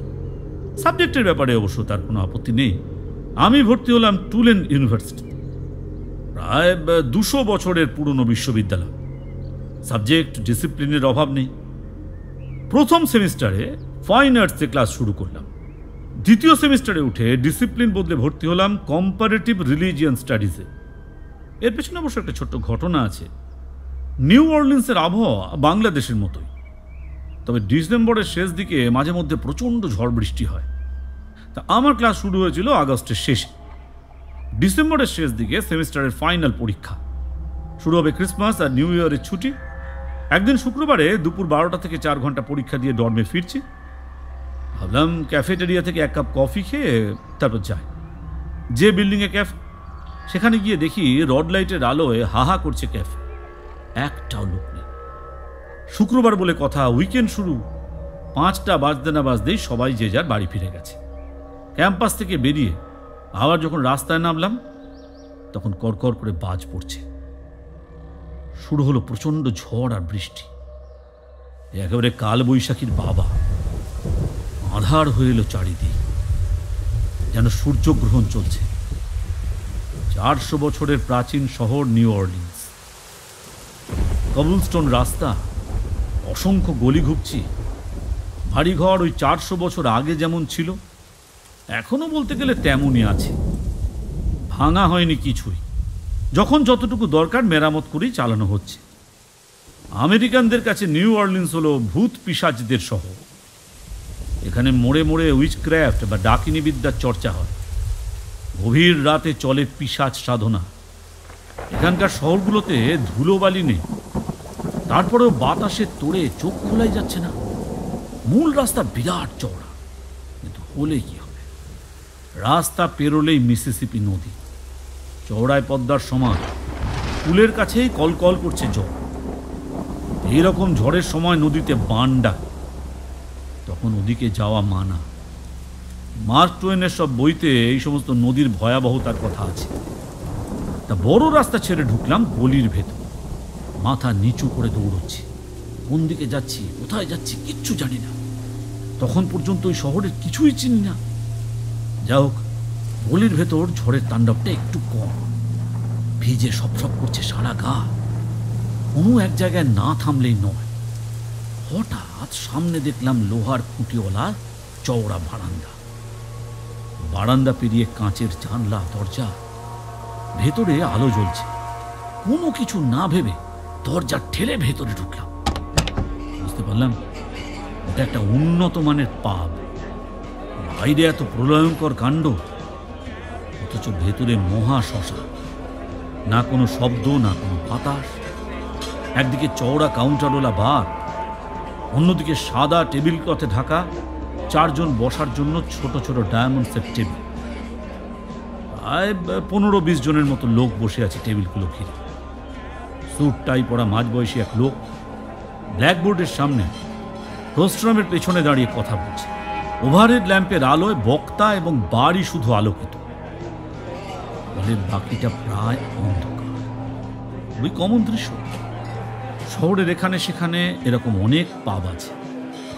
বিতর্কিত সব বিষয় নিয়ে পণ্ডিতেরা এসব জায়গায় লেকচার দেয়। বাছাই করা কিছু অডিয়েন্স শুধু এই ধরনের লেকচার শুনতে আসে। অডিয়েন্সের পেছন দিকে বাথরুম, সেখানে গিয়ে গা মাথা মুছে পেছনের দিকের একটা চেয়ারে বসলাম। দর্শক ডিঙিয়ে বাড়ি গিয়ে ড্রিঙ্ক আনার সাহসী হলো না। লেকচার হচ্ছে প্রাচীনকালে ভূমধ্যসাগরীয় অঞ্চলে ধর্ম নিয়ে। সেকালে ধর্ম আর জাদুর ভেতরে পার্থক্য ছিল না বললেই চলে। শেষ দিকে লেকচারটা চলে গেল কালো জাদুর রিচুয়ালিস্টিক দিকগুলোতে। পশ্চিমা দেশের পণ্ডিতদের অন্যতম গুণ হল যে বিষয় নিয়ে তারা পড়াশোনা করে সেই বিষয়ে তাদের জ্ঞান হয় অসাধারণ। ফাঁকি যোগী কিংবা জোড়াতালির দৃষ্টান্ত বিরল। লেকচার যা হলো তার বেশিরভাগই বুঝতে পারলাম না, তবে যেটুকু বুঝলাম মুগ্ধ হয়ে গেলাম তাতে। এই অধ্যাপকের নাম সিরাস ইস্কারিয়াত, কম্পারেটিভ রিলিজিয়ান ডিসিপ্লিনের ফ্যাকাল্টি। ভদ্রলোকের একেবারে ভক্ত হয়ে গেলাম। তারই পরামর্শে বদলালাম ডিসিপ্লিন। 3 বছর পড়ার পর শুরু হলো গবেষণা। বিষয় ক্লাসিক্যাল যুগের ধর্ম। ল্যাটিন এবং পুরনো গ্রিক ভাষা আগেই শিখতে হয়েছে। অধ্যাপক বললেন অ্যারামিক ভাষাটাও রপ্ত করতে। 2000 বছর আগে হারিয়ে যাওয়া এই ভাষা দারুণ কঠিন। এ হলো যীশুখ্রিস্ট যে ভাষায় কথা বলতেন সেই ভাষা। অধ্যাপককে বললাম অ্যারামিক শেখা আমাকে দিয়ে হবে না। ভদ্রলোক তখন আমাকে একটা শর্ত দিলেন। বললেন ওই ভাষা না শিখেও গবেষণা যাতে আমি চালাতে পারি সেইটা তিনি দেখবেন, তবে তার বিনিময়ে তাকে একটা বিশেষ কাজে আমাকে সাহায্য করতে হবে। ভদ্রলোক ব্ল্যাক আর্টের চর্চা করতেন। হাতে কলমে কালো জাদুর চর্চার এই হলো শুরু। সম্ভব জ্ঞানী এই ভদ্রলোক সিরাস, সেই সঙ্গে ভীষণ ধূর্ত। আমার উদ্দেশ্য উনি প্রথম থেকে আঁচ করতে পেরেছিলেন।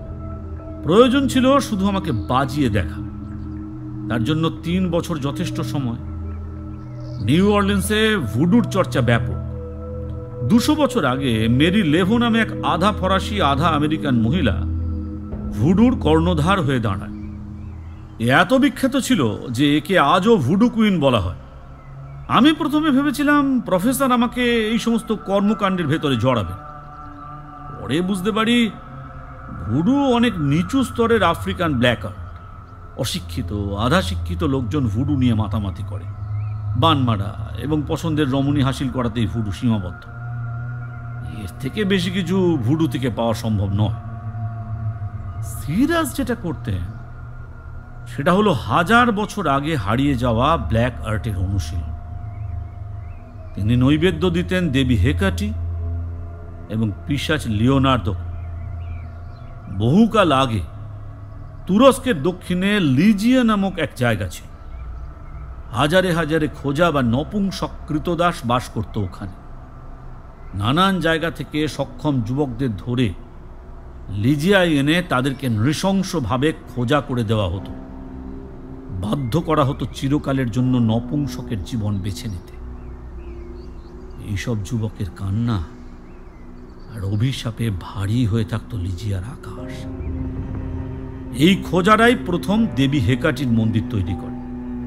হেকাটি জাদুমন্ত্র আর ডাকিনী বিদ্যার একচ্ছত্র মালকিন। এর জন্মই হয়েছে কালো জাদুর চর্চা যারা করে তাদের সাহায্য করার জন্য। লিজিয়ার খোঁজারা বিশ্বাস করত হেকাটিকে তুষ্ট করতে পারলে যৌন ক্ষমতা ফিরে পাওয়া যাবে, না পাওয়া গেলেও দেবী অন্যভাবে যৌন সম্ভোগের আনন্দ পাইয়ে দেবে। এর আরাধনার শুরুটা খোঁজারা করলেও পরে সক্ষম অক্ষম যুবক বৃদ্ধ নারী পুরুষ সবাই পুজো দিতে শুরু করে। উদ্দেশ্য কি? দীর্ঘ জীবন, অঢেল সম্পদ লাভ।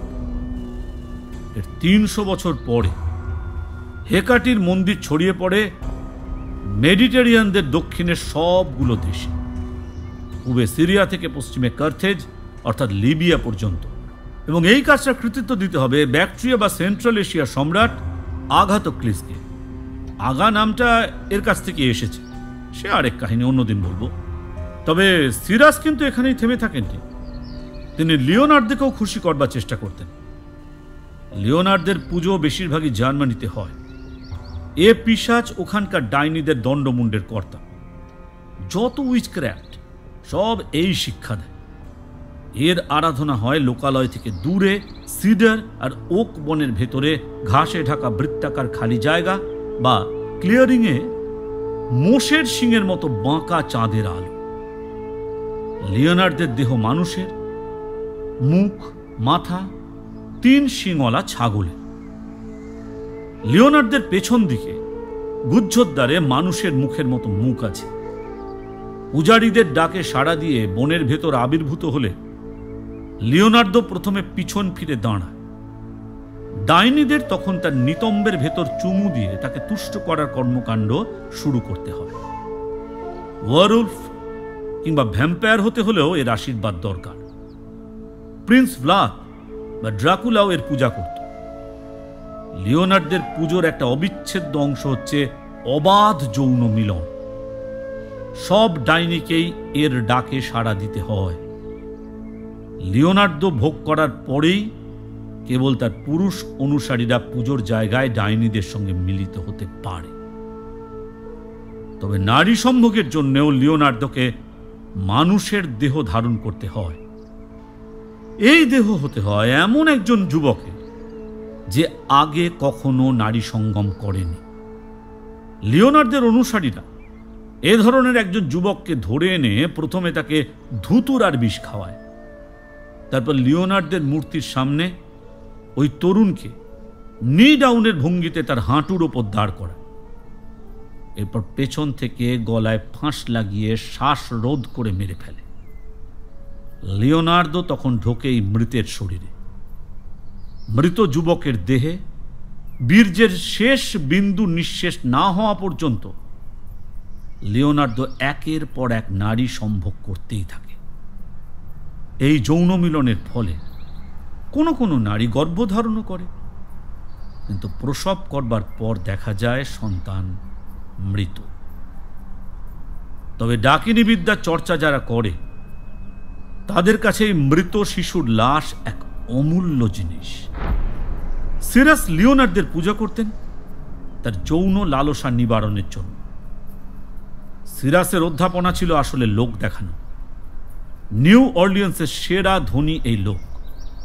তার নামে কোটি কোটি ডলারের অফশোর অ্যাকাউন্ট। দারুণ বিলাসবহুল জীবনযাপন করতেন এই ভদ্রলোক। তবে সবই চলত আড়ালে আবডালে। তার শিকার হতো টিনেজার আর কুমারী মেয়েরা। লাখ লাখ ডলার খরচা হলেও সিরাস নিয়মিত এদের বিছানায় তুলবেনি। আগেই বলেছি, সিরাস ছিলেন ধূর্ত শিরোমণি। তার নীতি হল একলা চলরে। অবশ্য তাঁর অধ্যাপনার আরও একটা কারণ ছিল। কালো জাদুর চর্চা এক চলমান প্রক্রিয়া। যত বেশি গবেষণা তত বেশি উন্নতি। রিসার্চ অ্যান্ড ডেভেলপমেন্ট ছাড়া দুনিয়া অচল। কিছু মনে করবেন না স্যার, সিরাসের নীতি যদি একলা চলরে হয় তবে আপনাকেই বা নিলেন কেন? আর নেবেনই যদি, তো আপনি ছাড়া কি আর লোক ছিল না? অতীতে হয়তো সাহায্যকারী কেউ ছিল, আমার সঠিক জানা নেই। তবে আমাকে বেছে নেওয়ার পেছনে প্রধান কারণ ছিল আমার অদম্য আগ্রহ এবং আমি ভিনদেশী। ওদেশে আমার কেউ নেই। বিদেশি ছাত্র যদি 2-10টা নিখোঁজও হয় তবুও কেউ কেয়ার করবে না। তখন বাংলাদেশ কেবল স্বাধীন হয়েছে, সব কিছু এলোমেলো। ওদেশে গিয়েছিলাম পাকিস্তানি পাসপোর্ট নিয়ে। আমি আসলে কোন দেশে সেটারই ঠিক নেই। সিরাজ এ সমস্ত জানতেন। আমার চেয়ে উত্তম সহযোগী আর কোথায় পাবেন তিনি? যাই হোক, পুরনো প্রসঙ্গে ফিরে আসি। সিরাসের প্রধান উপাস্য ছিল দেবী হেকাটি। এর মূর্তির দুদিকে দুই পিশাচি, মাথায় মোষের শিংয়ের মতো অর্ধেক চাঁদ, চাঁদের ভেতর 6 কোণের একটি তারা। দেবীর এক হাতে মশাল, অন্য হাতে চাবি, দাঁড়িয়ে আছে 3 রাস্তার মোড়ে। চাবি হলো সম্পদের প্রতীক, মশাল হলো জীবনের। এর আরাধনা করতে হয় ঘোড়া আর কুকুর বলি দিয়ে। শর্ত হলো পুজোর সব আয়োজন করতে হবে 3 রাস্তার মোড়ে রাত দুপুরে। একজনের পক্ষে তো সব আয়োজন কিছুতেই সম্ভব নয়। এ কাজে কমপক্ষে 2 জন লাগবে। যে মূর্তির সামনে বলি চড়ানো হবে সেইটে হতে হবে অতি প্রাচীন। তারপর দরকার জটিল সব মন্ত্র। সে মন্ত্রের ভাষা পৃথিবী থেকে হারিয়ে গেছে বহুকাল আগে। আপনি সিরাজকে সাহায্য করেছিলেন? তা তো বটেই। ব্যাপারটা খুলে একটু বলবেন? আজ এই পর্যন্তই। এর বেশি কিছু জানার আপনার দরকার নেই। এই ভূমিকাটুকু না জানলে পরের কাজগুলোর গুরুত্ব আপনি বুঝতে পারবেন না। ওই জন্যই এত কিছু বললাম। আজকের মতো বাসায় ফিরে গিয়ে রেস্ট নিন, কাল আসবেন। অমল লক্ষ্য করল কথা বলতে বলতে ঘেমে যাচ্ছেন মৃণালবাবু, নেতিয়ে পড়ছেন সোফার ওপর। মেসের দিকে রওনা হলো অমল। গুলিস্তানের ছোট পার্কটায় বসবে কিনা ভাবছে। রেখা মেয়েটার কথা মনে পড়ছে খুব, কিন্তু সমস্যাও আছে, কামাল দেখে ফেলতে পারে। দিনে দিনে 6 মেলাতে তার তখন সময় লাগবে মাত্র 1 সেকেন্ড। 7-5 ভেবে মেসে ফিরে গেল অমল।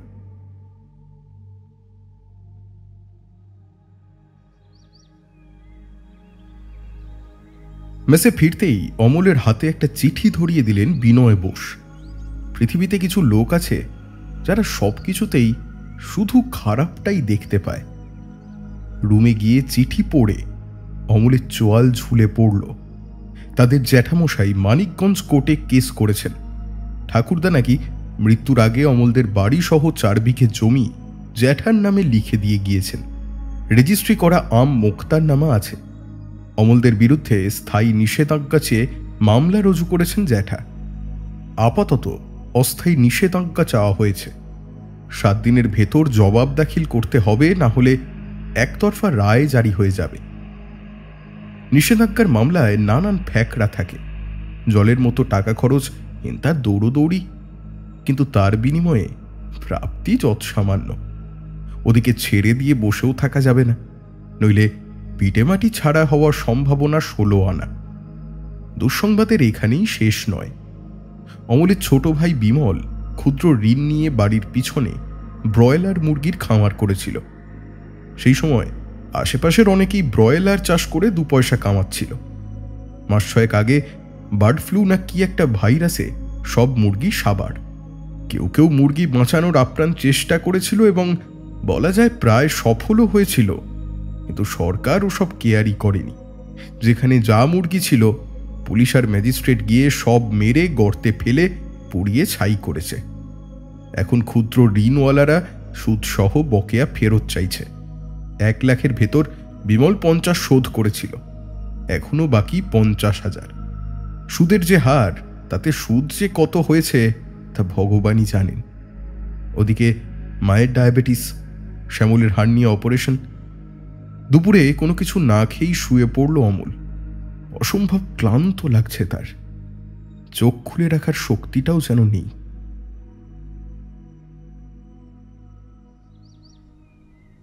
পরদিন ভোরে উঠে নাস্তা সেরে হেঁটে হেঁটে তার অফিসে গেল অমল। আসার পথে বিস্তর চিন্তা ভাবনা করেছে সে। বাড়ি যাওয়া দরকার, জ্যাঠার সঙ্গে কোনো রফা করা যায় কিনা দেখতে হবে। জমিজাতি বেচে অন্তত ঋণটা শোধ করা প্রয়োজন। ঠিক 9টায় গেটের সামনে গিয়ে দাঁড়ালো অমল। মেম সাহেব কা অফিস মে যাইয়ে। মন্দাকিনীর সঙ্গে দেখা হতেই একতারা ফর্ম এগিয়ে দিল মন্দাকিনী। ক্রসমার্ক করা জায়গাগুলোতে আপনার সই লাগবে। ওগুলো নিয়ে স্যারের কাছে যান, ওর সঙ্গে কথা বলে তারপর সই করবেন।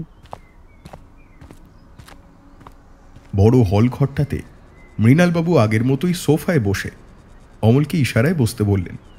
হলো, আপনাকে খুব মনমরা দেখাচ্ছে। বাড়ির সব খবর ভালো তো? ভেতরে ভেতরে চমকে উঠল অমল। লোকটা ভয়ানক বুদ্ধিমান। সব সমস্যা ঝেড়ে ঝুড়ে বলার এখনই সময়। মৃণালবাবুকে সবকিছু খুলে বলল সে। আমার তো মনে হয় আপাতত লাখ 2 টাকা হলেই চলবে। আপনি চাইলে টাকাটা নিতে পারেন, তবে শর্ত আছে। কি শর্ত? আমি যা যা বলবো আপনাকে সেই মতো কাজ করতে হবে। আপনার কথা মতোই তো কাজ করছি, নতুন করে আবার কি কাজ করতে হবে? পুরো বিষয়টা আপনাকে এখনো বলা হয়নি। সবকিছু শুনে চিন্তা ভাবনা করে তারপর সিদ্ধান্ত নেবেন। একবার রাজি হলে কিন্তু আর পিছোতে পারবেন না। না না, এই খুন খারাপের ভেতর কিন্তু আমি নেই। অন্য কিছু করতে হলে আপনি বলুন আমাকে, আমি ভেবে দেখতে পারি। আরে না না, এসব কিছু না। আচ্ছা বলুন, কি আপনার শর্ত? আপনার জীবন থেকে কিছুটা আয়, জাস্ট কিছুটা আমাকে দিয়ে দিতে হবে। এ আবার কি শর্ত? আয়ু আবার ধার দেওয়া যায় নাকি? হয়তো যায়, হয়তো যায় না। না গেলে নাই, আর যদি যায় তাহলে আপনি দেবেন কি না? এ তো মনে হচ্ছে পাগলের শর্ত। কি বলছেন কি? বাবু, আপনি রাজি আছেন কিনা সেইটা বলুন। পাগলের শর্ত না ইন্টেলেকচুয়ালের কন্ডিশন, সেটা শর্ত যে দিচ্ছে তাকে বুঝতে দিন। ঠিক আছে, শর্ত মানতে আমি রাজি আছি। তা কয় বছরের আয়ু ধার দিতে হবে আপনাকে? না না না না, ধার না, একেবারেই দিয়ে দিতে হবে, নন রিফান্ডেবল। আচ্ছা বুঝলাম, কিন্তু কয় বছরের বলুন? 10 বছরের। আচ্ছা বেশ, তা না হয় হলো, কিন্তু আমার 10 বছরের আয়ু কার দরকার? আর নেবেই যখন আরো বেশি করে নিচ্ছে না কেন? 10 বছর তো খুব বেশি সময় না, তাই বললাম আর কি। আপনার আয়ু আপনি দেবেন আমাকে। এবার অমল সত্যিই অবাক হলো। মৃণালবাবুকে খুব হাই লেভেলের পাগল বলে মনে হচ্ছে। বরং পাগল নয়, বলা যায় এরা হচ্ছে ম্যানিয়াক। কোনো তত্ত্ব একবার যদি বিশ্বাসেরা করেছে, তাহলে যত অসম্ভব আর অযৌক্তিকই সেটা হোক না কেন, সেখান থেকে তাদের ফেরানো যাবে না কিছুতেই। মন্ত্রের সাধন না হয় শরীর পাতন, এরা হচ্ছে এই গোত্রের। আপনি কি ভাবছেন আমি জানি? আচ্ছা ধরে নিন আমি পাগল কিংবা ম্যানিয়াক, তাতে আপনার অসুবিধা তো কিছু হচ্ছে না। ভেবে দেখুন, টাকার জন্য মানুষ রক্ত, চোখ, কিডনি, দেহ কত কিছু বিক্রি করছে, জীবন সংশয় হচ্ছে। আর আপনি শুধু বিক্রি করছেন আপনার আয়ু, তাও 10 বছরে। যত টাকা আপনার দরকার সেটা শুধু কিডনি বিক্রি করলে জোগাড় করতে পারেন। এখন কিডনি বিক্রি করলে অপারেশন থিয়েটারে আপনি মারা যেতে পারেন। আচ্ছা সেখানে না মরলেও পরে যে কোনো সময় মরে যেতে পারেন। আচ্ছা তা না হয় বুঝলাম, কিন্তু আমার আয়ু আদৌ 10 বছর আছে কি না সেটাই বা কিভাবে জানা যায়? তার তো কোনো জানার পথ নেই। যে কোনো সময় তো যে কেউ মরে যেতে পারে। হ্যাঁ স্বীকার করছি, সেই ঝুঁকি আছে, তবে ক্যালকুলেটেড রিস্ক বলে একটা কথা আছে তো। আপনার ঠিকুজি কুলজি নিয়ে প্রায় 2 মাস ধরে আমি গবেষণা করছি। আপনার সঙ্গে দেখা হওয়া কাকতালীয় নয়, তারপরেও যেটুকু সন্দেহ ছিল, চাকরির দরখাস্তে আপনি যে তথ্য দিয়েছেন তা থেকে দূর হয়েছে। আপনি তাহলে পার্কে যেতেন আমাকে খুঁজতে? চুল কাটা, ধাঁধা জিজ্ঞেস করা, এগুলো স্রেফ অজুহাত? বিষয়টা সেই রকমই, তবে সেই লোক যে আপনি হবেন তা জানতাম না। গ্রহ নক্ষত্রের বিচারে যাকে দিয়ে কাজ হবে, সেই ব্যক্তির সঙ্গে দেখা হওয়ার সব থেকে বেশি সম্ভাবনা ছিল ওইখানটাতে। বছরের এই সময় জিরো পয়েন্টের কাছাকাছি।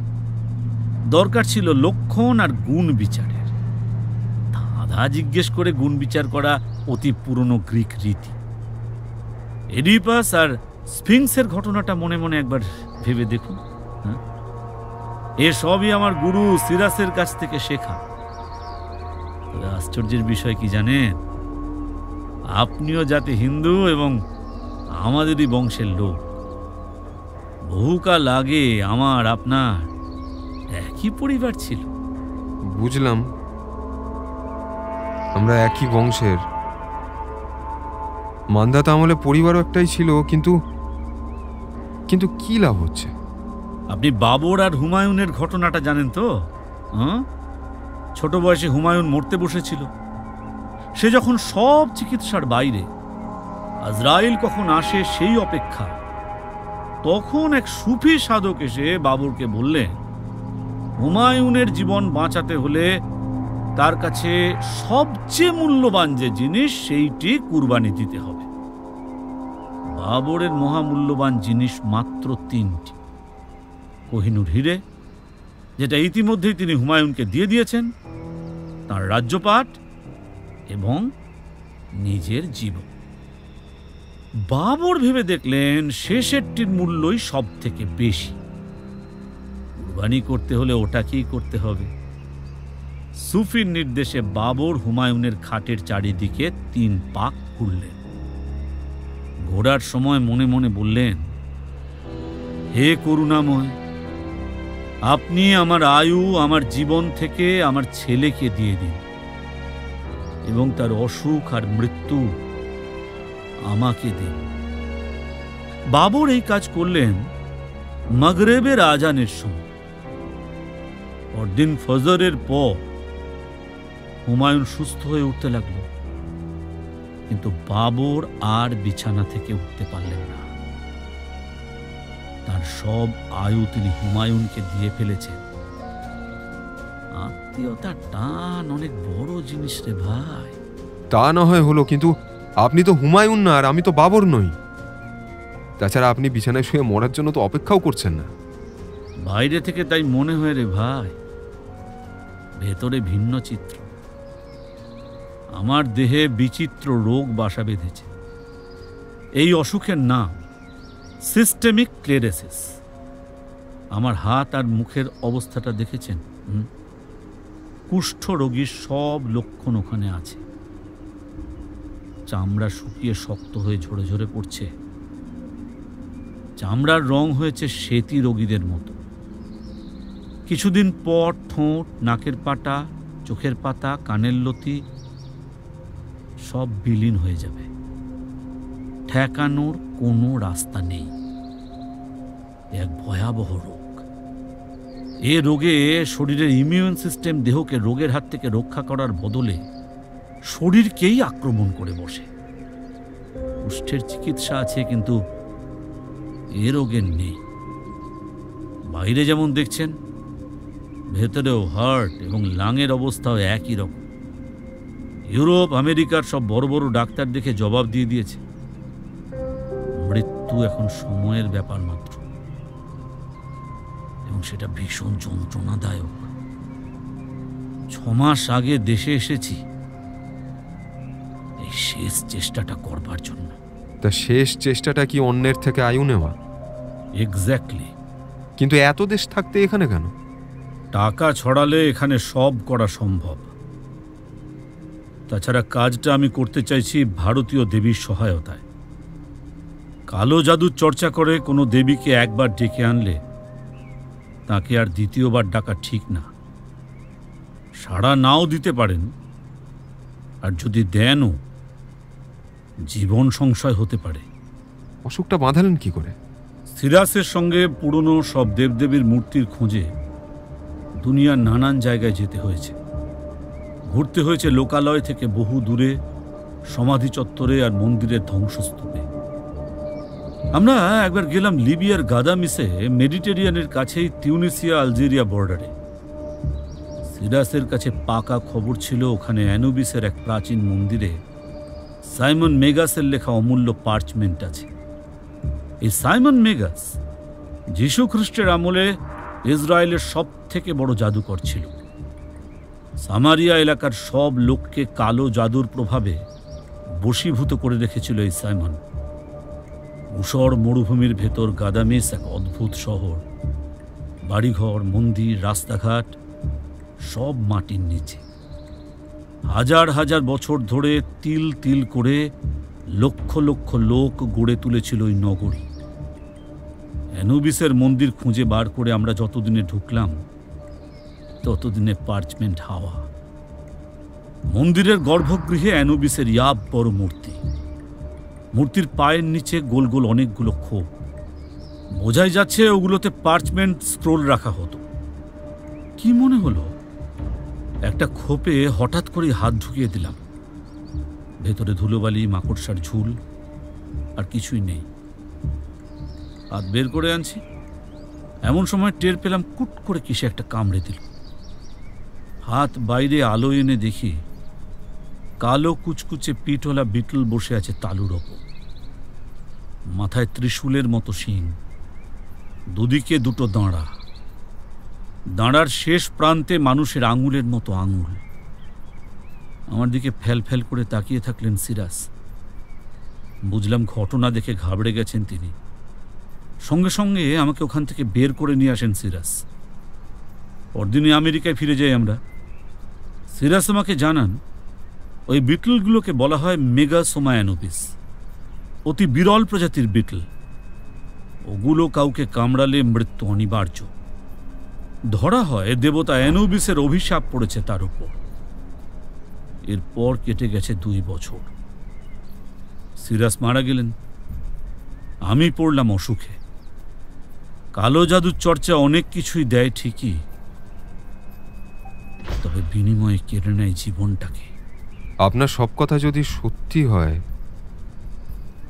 তাহলে মাত্র 2 লাখ টাকার বিনিময়ে আপনি আমার আয়ু থেকে 10 বছর নিয়ে নেবেন, তাই তো? আচ্ছা ঠিক আছে, আমি টাকাটা পাবো কখন? প্রস্তাবে রাজি হলে 2 লাখ টাকা এখনই পাবেন। কাজ শেষ হলে আরও 8 লাখ, মোট 10 লাখ নগদ। তবে সাবধানের মান নেই, আপনার জীবন বীমা করিয়ে রাখতে চাই। যদি কোনো কারণে দ্রুত মারা যান তাহলে আপনার নমিনি পাবে আরও 10 লাখ। পলিসি কেনা হয়ে গেছে। আমার হাতে যে ফর্মগুলো দেখছেন ওগুলোতে যদি সই করেন তাহলে আজই অ্যালিকোয় পলিসি খোলা হয়ে যাবে। এখন বলুন, আমার প্রস্তাবে রাজি আছেন কি না? আমি রাজি। আপনি বলুন আমাকে কি করতে হবে। আজ ডিসেম্বরের 13 তারিখ। আপনাকে 7 দিনের ছুটি দেওয়া হবে। এর ভেতর যদি ইচ্ছে হয় বাড়ি যেতে পারেন। তবে অন্য একটি কাজ আপনাকে অবশ্যই করতে হবে। সেটি হলো সুনামগঞ্জের টাঙ্গুয়ার হাওড়ে যাওয়া। হাওড় পার হলে পূব দিকে ভারত সীমান্ত। মাত্র 300 গজের এক ফালি সমতল জমি বাংলাদেশকে ভারত থেকে আলাদা করেছে। ওই জায়গাতেই ওপারের পাহাড় থেকে খাসিয়া মেয়েরা পিঠে খড়ির বোঝা এনে বিক্রি করে। হাওড় অঞ্চলে গাছ নেই, এই খড়ি জেলেই রান্নাবান্না করে ওখানকার লোকেরা। খাসিয়া মেয়েরা খড়ি বেচে যে টাকা পায় তা দিয়ে ওখান থেকে বাজার সদাই করে আবার ফিরে যায় তাদের পাহাড়ি গ্রামে। এই খাসিয়া মেয়েগুলোর মাধ্যমে এক বিশেষ জাতের ধান সংগ্রহ করবেন। এই ধানের নাম ডুমাহি। ধরা হয় এটাই পৃথিবীর প্রথম ধান। উৎপত্তিও ওই হাওর অঞ্চলে। কম করে হলেও 10,000 বছরের পুরনো এই ধান। তুলনাহীন এর স্বাদ। ছিন্নমস্তা অহম উপজাতীয়দের দেবী। হাজার হাজার বছর আগে প্রথম যখন এই দেবীর উদ্ভব হয় তখন এই ধানের অর্ঘ্য দিয়েই তাকে তুষ্ট করত পূজারীরা। টাকা যা চায় দেবেন। খাসিয়ারা সৎ, উল্টোপাল্টা ধান গছিয়ে দেওয়ার সম্ভাবনা কম। তবু ডুমাহি পাওয়া কঠিন। এই ধান দিয়ে কি হবে? তাছাড়া এই ধান তো কাছে পিঠেও কোথাও পাওয়া যেতে পারে। অত দূর যেতে হবে কেন? এই ধানের ফলন অত্যন্ত কম। গাছে থাকা অবস্থাতেই ঝরে যায় বেশিরভাগ। ওই ধান এখন আর খাওয়ার জন্য চাষ করা হয় না। এর চাষ হয় শুধুমাত্র পুজোয় ব্যবহার করার জন্য। আর ওই কাজটা কেবল খাসিয়ারাই করে। ধান দিয়ে কি হবে সেটা পরে জানবেন। মন্দাকিনীর কাছ থেকে টাকা নিয়ে রওনা হয়ে যান। যাওয়ার আগে এই ফর্মগুলো সই করে ওর হাতে দিয়ে যাবেন। হ্যাঁ, আর একটা কথা, 21শে ডিসেম্বর বিকেলে আপনাকে অবশ্যই রিপোর্ট করতে হবে। রিপোর্ট করতে ব্যর্থ হলে সব চুক্তি বাতিল হয়ে যাবে, সেই সঙ্গে চলে যাবে আপনার চাকরিটিও।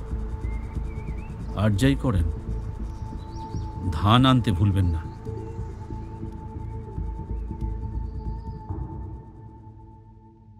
অফিস থেকে বেরিয়ে রিক্সা নিয়ে সায়েন্স ল্যাবরেটরিতে পৌঁছলো অমল।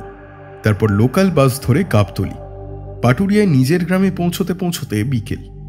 মানিকগঞ্জ থেকে বড় ইলিশ মাছ, মাংস, দই, মিষ্টি, মা বোনের জন্য কাপড়, ছোট 2 ভাইয়ের জন্য বাটার জুতো, স্যান্ডেল এইসব কিনে হুলুস্থুল করেছে।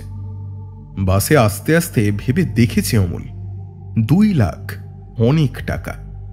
বহু সমস্যার সমাধান এই টাকায় হবে।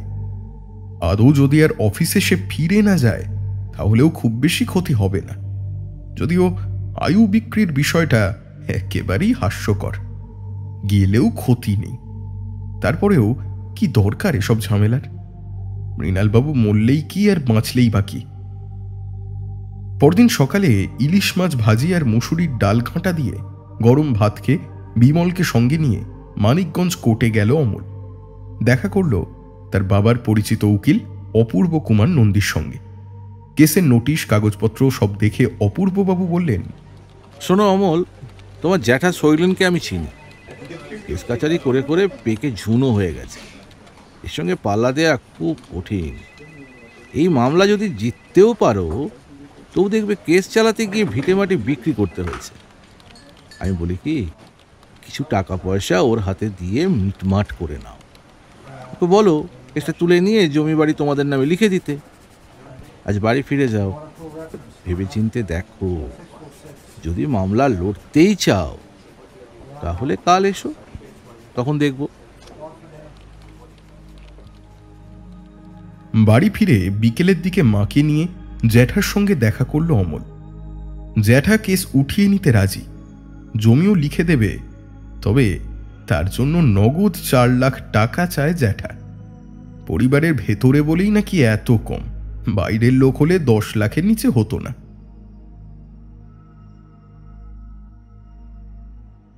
বাসে করে সিলেট শহরে পৌঁছতেই রাত হয়ে গেল।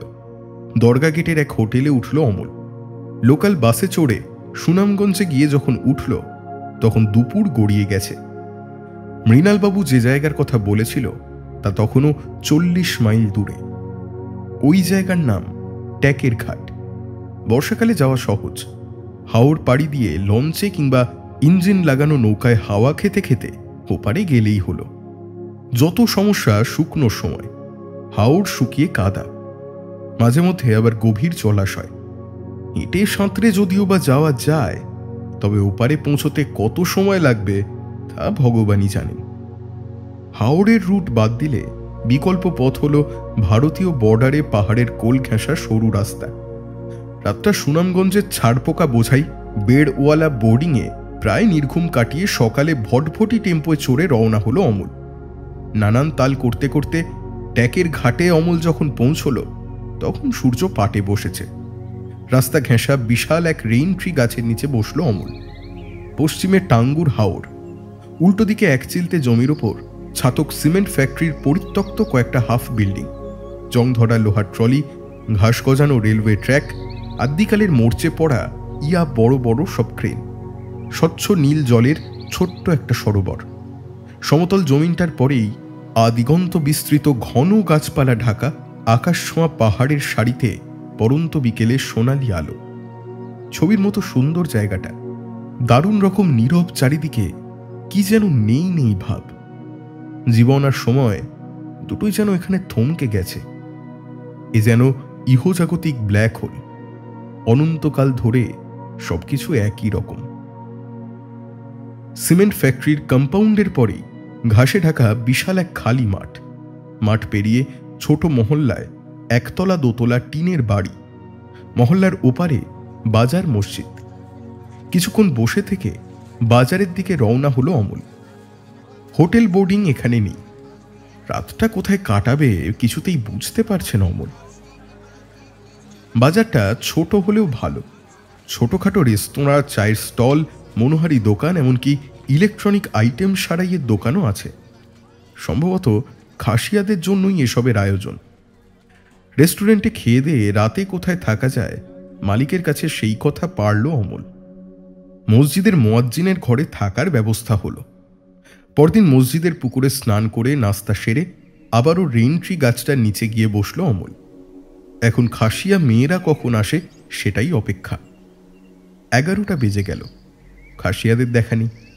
এখন কি করবে বুঝতে পারছে না। বাজারে ফিরে গিয়ে খাসিয়া মেয়েরা কখন আসবে সেইটা জিজ্ঞেস করা সম্ভব না, উল্টোপাল্টা ভাবতে পারে লোকজন। বসে বসে আকাশ পাতাল ভাবতে লাগলো অমল। আর ঠিক তখনই তার চোখে পড়ল পাহাড়ের গায়ে ট্রেল বেয়ে পিলপিল করে নেমে আসছে একদল খাসিয়া মেয়ে, পিঠে খড়ির বোঝা। মেয়েগুলো সোজা এসে থামল রেইন ট্রি গাছটার নিচে। পায়ে পায়ে এগিয়ে গেল অমল। মাঝবয়সী 3 জন মহিলার সব খড়ি কিনে ফেলল। দরদামের ধারই ধারল না। সর্দারনি টাইপের একজনের হাতে 500 টাকার একটা নোট ধরিয়ে দিল অমল। 1 কেজি ডুমাই ধান এনে দিতে হবে এবং এটা আজকের মধ্যেই আনতে হবে। আরে নাও টাকাটা। আজ আর হবে না। ওখান থেকে তার বাড়ি 8 বেলার রাস্তা। তাছাড়া বর্ডার দিনে তো একবারই পার হওয়া যায়। পরদিন সকালে আমি এনে দেব। কিন্তু পরপর 2 রাত মুয়াজ্জিনের ঘরে থাকা সম্ভব নয়। কিন্তু কি আর করা। গাছতলায় শুতে সমস্যা নেই, সমস্যা হচ্ছে লোকে সন্দেহ করতে পারে, নানান প্রশ্ন করতে পারে। ফেরারি আসামি ভেবে পুলিশে খবর দেওয়াও বিচিত্র কিছু নয়। আচ্ছা শোনো, ধান হাতে পাওয়ার পর আরো 500 টাকা বকশিস দেওয়া হবে, তবে সকাল সকাল এনে দিতে হবে কিন্তু। কথাবার্তা সেরে বাজারের দিকে হাঁটা ধরল অমল।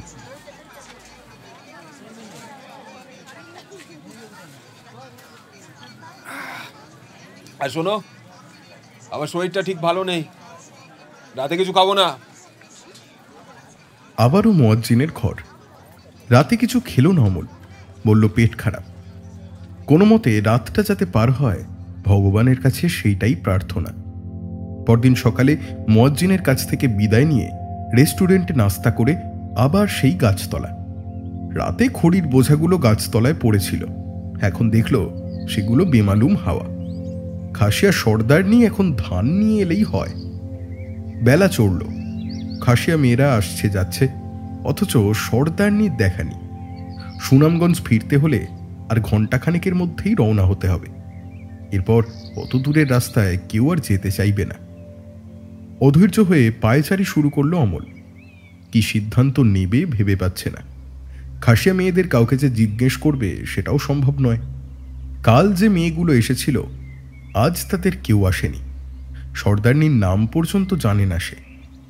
এখন একটাই রাস্তা খোলা, আজ সুনামগঞ্জ গিয়ে রাতটা কাটিয়ে কাল আবার এখানে ফিরে আসা। কিন্তু ফিরে আসতে গেলেও দিন পার হয়ে যাবে। এর ভেতর সর্দারনি এসে তাকে না পেয়ে ফিরে গেলে আর হয়তো দেখাই হবে না, হলেও সেটা হবে 21 তারিখের পর। তখন আর ওই ধান দিয়ে কি লাভ হবে। গাছতলায় বসে মাটির দিকে তাকিয়ে রইল অমল। ভোঁ ভোঁ করছে মাথার ভেতর, মনে হচ্ছে শূন্য হয়ে গেছে করটি। কতক্ষণ এরকম সমাধিস্থ অবস্থায় কেটে গেছে অমলের খেয়াল নেই। তার সম্বিত ফিরল একটা ডাক শুনে। বাবু, এই বাবু। চোখ তুলে দেখল তার সামনে দাঁড়ানো সর্দারনি, হাতে পুরনো কাপড়ের ছোট একটা পুঁটলা। 1 কেজি পাওয়া যায়নি, অনেক খুঁজে মাত্র 8 কেজি জোগাড় করতে পেরেছি। আচ্ছা ওতেই হবে তাও। মহিলার হাতে 500 টাকার 2টো নোট ধরিয়ে দিয়ে টেম্পো ধরতে ছুটল অমল। একটা নোট বেশি হয়ে গেছে, ফেরত নিয়ে যান। ধানটা নিয়ে অমল যখন ধানমন্ডি এসে পৌঁছল তখন 21 তারিখ বিকেল 4টে। ডেডলাইন রাইফেলের গুলি হলে বলা যেত সময়সীমা কানের পাশ দিয়ে বেরিয়ে গিয়েছে। মৃণালবাবুর সঙ্গে হল ঘরে দেখা হলো অমলের। সরাসরি ধানের পোঁটলাটা তার সামনে টেবিলের ওপর রাখলো অমল। এই হলো আপনার ডুমাই ধান, আপনি দেখে নিন সব ঠিক আছে কিনা দেখে নিন। আপনি ডেলিভারি নেওয়ার সময় খুলে দেখেননি? না, দেখিনি, সময় ছিল না। ঠিক আছে। হ্যাঁ, এটাই ডুমাহি ধান। আপনি খাওয়া দাওয়া সেরে ঘুমিয়ে নিন, রাত 12টায় ফের দেখা হবে। মন্দাকিনী, ওকে ওর ঘর দেখিয়ে দাও। স্যার, একটা প্রশ্ন ছিল। কি প্রশ্ন হলো? এই ধান তো আগেও জোগাড় করা যেত, আমাকে দিয়ে তাড়াহুড়ো করে এটা নিয়ে আসার কারণটা কি? যে কাজটা আমি করতে চাই সেটার পুরো প্রক্রিয়াতে কিছুটা হলেও আপনার অবদান থাকতে হবে। আপনি যে স্বেচ্ছায় আপনার আয়ু দিতে চাইছেন সেইটে হতে হবে প্রমাণিত সত্য। আশা করি আপনি আপনার প্রশ্নের উত্তর পেয়েছেন। এখন যান, ঘুমিয়ে ফ্রেশ হন, সারা রাত জাগতে হবে।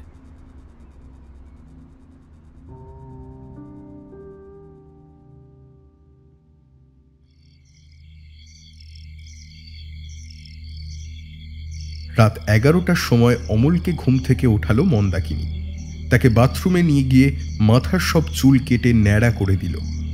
তারপর অমলের হাতে ছোট কাঁচি ধরিয়ে দিয়ে বলল, যেখানে যত অনাকাঙ্ক্ষিত কেশ আছে সব সাফ করে সাবান মেখে স্নান করে ফেলুন। বাথরুমে সাদা কাপড় রাখা আছে, স্নানের পর ওটা পরবেন। আমি বাইরে অপেক্ষা করছি, হলঘরে মৃণালবাবু অপেক্ষা করছেন, আপনাকে সঙ্গে করে সেখানে নিয়ে যাব। লক্ষ্য করছি এখানে আসার পর থেকে আপনি আমার চারপাশে ঘুরঘুর করছেন, আমাকে একা থাকতেই দেওয়া হচ্ছে না। ব্যাপারটা কি আমি জানতে পারি? অবশ্যই পারেন। আজকের রাতটা অত্যন্ত গুরুত্বপূর্ণ। এই রাতে আপনাকে নিয়ে সাধনায় বসবেন স্যার। বেশ কিছু নিয়মকানুন মেনে তারপর সাধনায় বসতে হয়। নিজের অজান্তে আপনি উল্টোপাল্টা কিছু করে বসলে সাধনা তো পণ্ড হতে পারে। শেষ মুহূর্তে এসে এই ঝুঁকি নেওয়া যাবে না, বুঝলেন?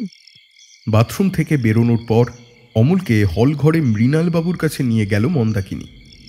অমল লক্ষ্য করল আমূল বদলে গেছে হলঘরটা। বিরাট ফাঁকা হলঘরটাতে 6টা মাটির পিদিমের হালকা আলোয় শুধু আয়তকার নিচু মতন একটা বেদি চোখে পড়ল। বেদির ওপর আধো অন্ধকারে দাঁড়িয়ে আছে ছিন্নমস্তার কুচকুচে কালো কোষ্টি পাথরের অপার্থিব মূর্তি। অনেক উঁচুতে কাচের পাল্লা বসানো ছাতের বেশ কিছুটা পাল্লা সরিয়ে ফেলা হয়েছে। অমলের চোখে পড়ল কালো আকাশের পটভূমিতে নক্ষত্রদের মিটমিট। মূর্তির সামনে সাদা কালো মার্বেল মেঝের ওপর বিরাট সবুজ রঙের 12টা পাপড়িওয়ালা পদ্মের মাঝখানে লাল ত্রিভুজের ভেতর সাদা হেক্সাগ্রাম আঁকা। পদ্মের 12টা পাপড়ির 6টির মাথার কোণগুলোর ভেতর পাকা কলা, নারকোল, আখের টুকরো, জবা, পদ্ম ও ধুতুরার ফুল রাখা। বাকি 6টিতে সোনা রূপা সহ লোহা, তামা, দস্তা এবং পারদ, 6টি দুষ্প্রাপ্য ও সহজলভ্য ভিন্ন ভিন্ন ধাতু। ত্রিভুজের 3 কোণে ভর্তি খই, বোঝাই যাচ্ছে ওগুলো ডুমাহি ধানের। হেক্সাগ্রামের 6 কোণের মাথার কোণটা ছিন্নমস্তার মূর্তির দিকে তীরের মতো সোজা করে আঁকা, কোণটা খালি। উল্টো দিকের কোণটারও একই অবস্থা। ডানে বাঁয়ে দুটো 4টে কোণে 4টে কাচের খুঁড়ি। খুঁড়িগুলোর 3টেতে মাটি, জল ও জ্বলন্ত অঙ্গার। 4 নম্বর খুঁড়ির মুখ কাচের ঢাকনা দিয়ে আটকানো, ভেতরটা ফাঁকা। সবুজ রঙের পদ্ম ফুলটাকে ঘিরে সাদা কালিতে লেখা পন্টিফিক্স ইন্টেরিক্স নুমে আতেম আউদিয়াশিওনেম মিয়ামেত সেকুন্দুম ইম্পেরিয়ুম। এত কিছু দেখতে অমলের সময় লাগলো মাত্র কয়েক সেকেন্ড। তার দিকে এগিয়ে এলেন মৃণালবাবু। তাঁর পরনেও সাদা থান, মাথাতে কোনো চুল নেই। সম্ভবত অসুখেই দফা শেষ করেছে ওগুলোর। আপনি রেডি তো? আগে আমি রেডি। কি করতে হবে বলুন? বলবো, তবে তার আগে কিছু কথা আপনার জানা দরকার। আয়ু বাড়ানোর জন্য ছিন্নমস্তাকে আহ্বান করব আমি। ইউরোপ আমেরিকা হলে অন্য দেবীকে ডাকতে হতো। যে দেশে যে দেবীর পুজো হয় তাকে ডাকাই ভালো। ওপরের কোণটাতে বসবো আমি, সব থেকে নিচের কোণটাতে বসবেন আপনি। ছিন্নমস্তা একই সঙ্গে উর্বরতা এবং মৃত্যুর দেবী। আমার দৃঢ় বিশ্বাস, বিরল নক্ষত্র তিথি মেনে সঠিক উপাচার সাজিয়ে যেভাবে সাধনায় বসতে যাচ্ছি, তাতে করে দেবী আমার ডাকে সাড়া দেবেন। তবে দেবী এলেও নিজ রূপে আসবেন না, উনি নেমে আসবেন মহাডামরীর রূপ ধরে। অতি ভয়ঙ্কর রূপ এই মহাডামরীর। তাকে নেমে আসতে দেখে আতঙ্কে মূর্ছা যায়নি এমন সাধক নেই বললেই চলে। অনেকে তার রূপ দেখে ভয়ে মারাও গেছে। আপনাকে একটা মন্ত্র মুখস্থ করাবো। আপনাকে যেখানটায় বসাবো সেখানে বসে মাথা নিচু করে চোখ বন্ধ রেখে ওই মন্ত্রটা পড়বেন। যাই ঘটনা ঘটুক না কেন চোখ খুলবেন না কোনো মতে। এত কিছু বলছি কারণ মহাডামরী চাইবে আপনি তাকে দেখেন এবং সাধনা পণ্ড হোক।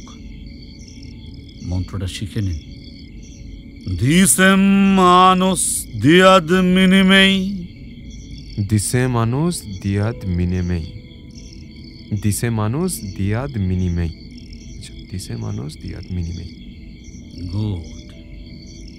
মন্দাকিনী, তুমি এখন যাও, ভোরে দেখা হবে।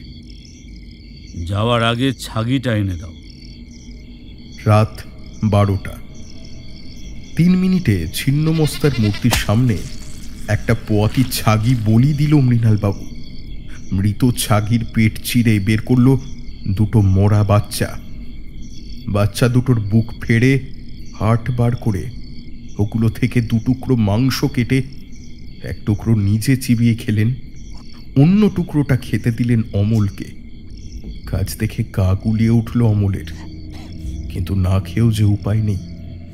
সে দেখল ভাঁটার মতো ধকধক করে জ্বলছে মৃণালবাবুর চোখের তারা। এরপর মৃণালবাবু দেবদুয়ার থেকে সংগ্রহ করা গঙ্গা জল ছিটিয়ে দিলেন অমলের মাথার উপর। জলটা ভীষণ ঠান্ডা। এরপর মৃণালবাবু বসলেন হেক্সাগ্রামের মাথার কোণটার ভেতর, অমলকে বসালেন নিচের কোণটাতে। কিছুক্ষণ পরেই ঘোর লাগা অবস্থায় অমল শুনতে পেল বিচিত্র ভাষায় গুনগুন মন্ত্রোচ্চারণ।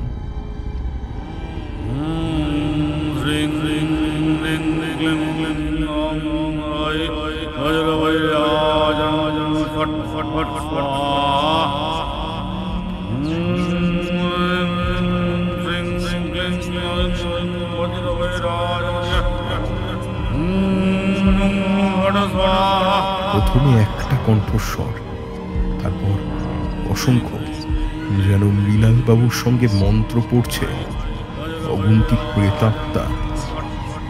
ধীরে ধীরে বাড়তে লাগলো সেই ধ্বনি। মনে হলো এর পর্দা ফেটে যাবে অমল, ভেঙে চুরে উড়ে যাবে ঘরের দেওয়াল, জানালা, দরজা সবকিছু। ঘেমে যেতে লাগলো অমল। তারপর হঠাৎ করেই কমতে লাগলো ঘরের তাপমাত্রা। সেই সঙ্গে বদলে গেল অযুত কণ্ঠের উচ্চারণ করা ধ্বনিও। এবার অমল শুনতে পেল সম্মিলিত বিলাপের সুর। এমন বাড়ল যে অমলের মনে হলো শরীরের প্রতিটি রক্তকণা জমে বরফ হয়ে যাচ্ছে। মুহূর্তের ভেতর চোখের সামনে ভেসে উঠল জীবনের সমস্ত ঘটনা। ঠিক তারপরে দপ করে নিভে গেল সবকিছু।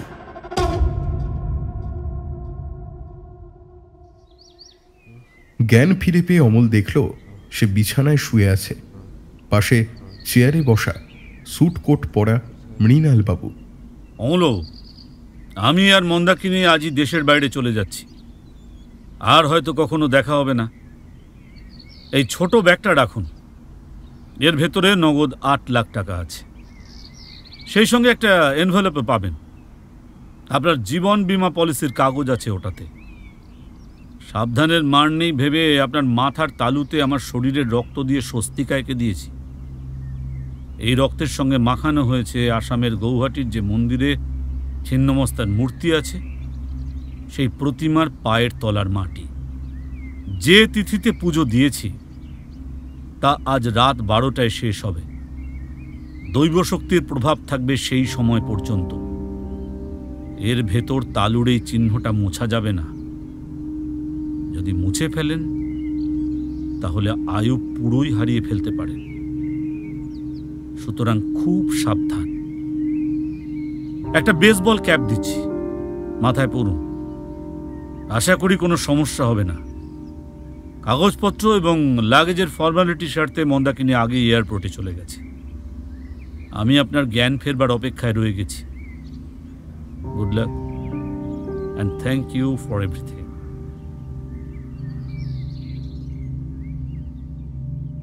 মৃণালবাবুর বাসা থেকে বেরিয়ে স্কুটার নিয়ে মেসে ফিরল অমল।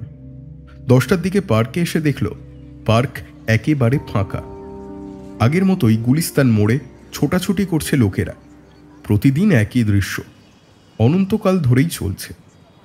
বেঞ্চের ওপর বসে এসব দেখতে দেখতে ঘুমে অমলের চোখ জড়িয়ে এলো। অমলের ঘুমটা ভাঙল খিকখিক হাসি আর চটর পটর আওয়াজ শুনে। চোখ মেলে তাকাতেই আকাশের গায়ে কামালের দাঁত বের করা মুখ দেখতে পেল অমল। বেঞ্চের পেছনে দাঁড়িয়ে কামাল তার মাথা মালিশ করে দিচ্ছে আর বলছে,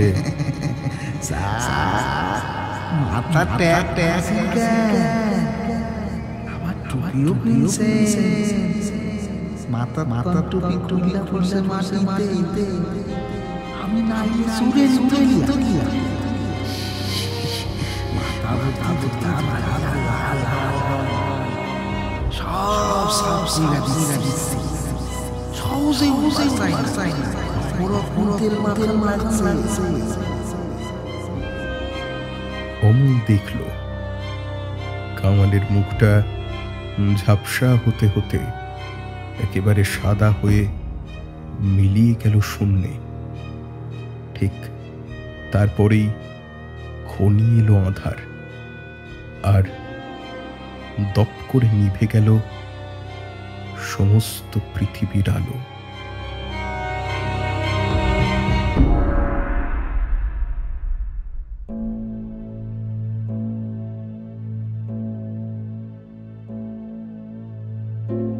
সাহিত্য সমাহারে এতক্ষণ শুনছিলেন ডক্টর মোহাম্মদ আলমগীর তৈমুরের গল্প অমল কান্তির চাকরি।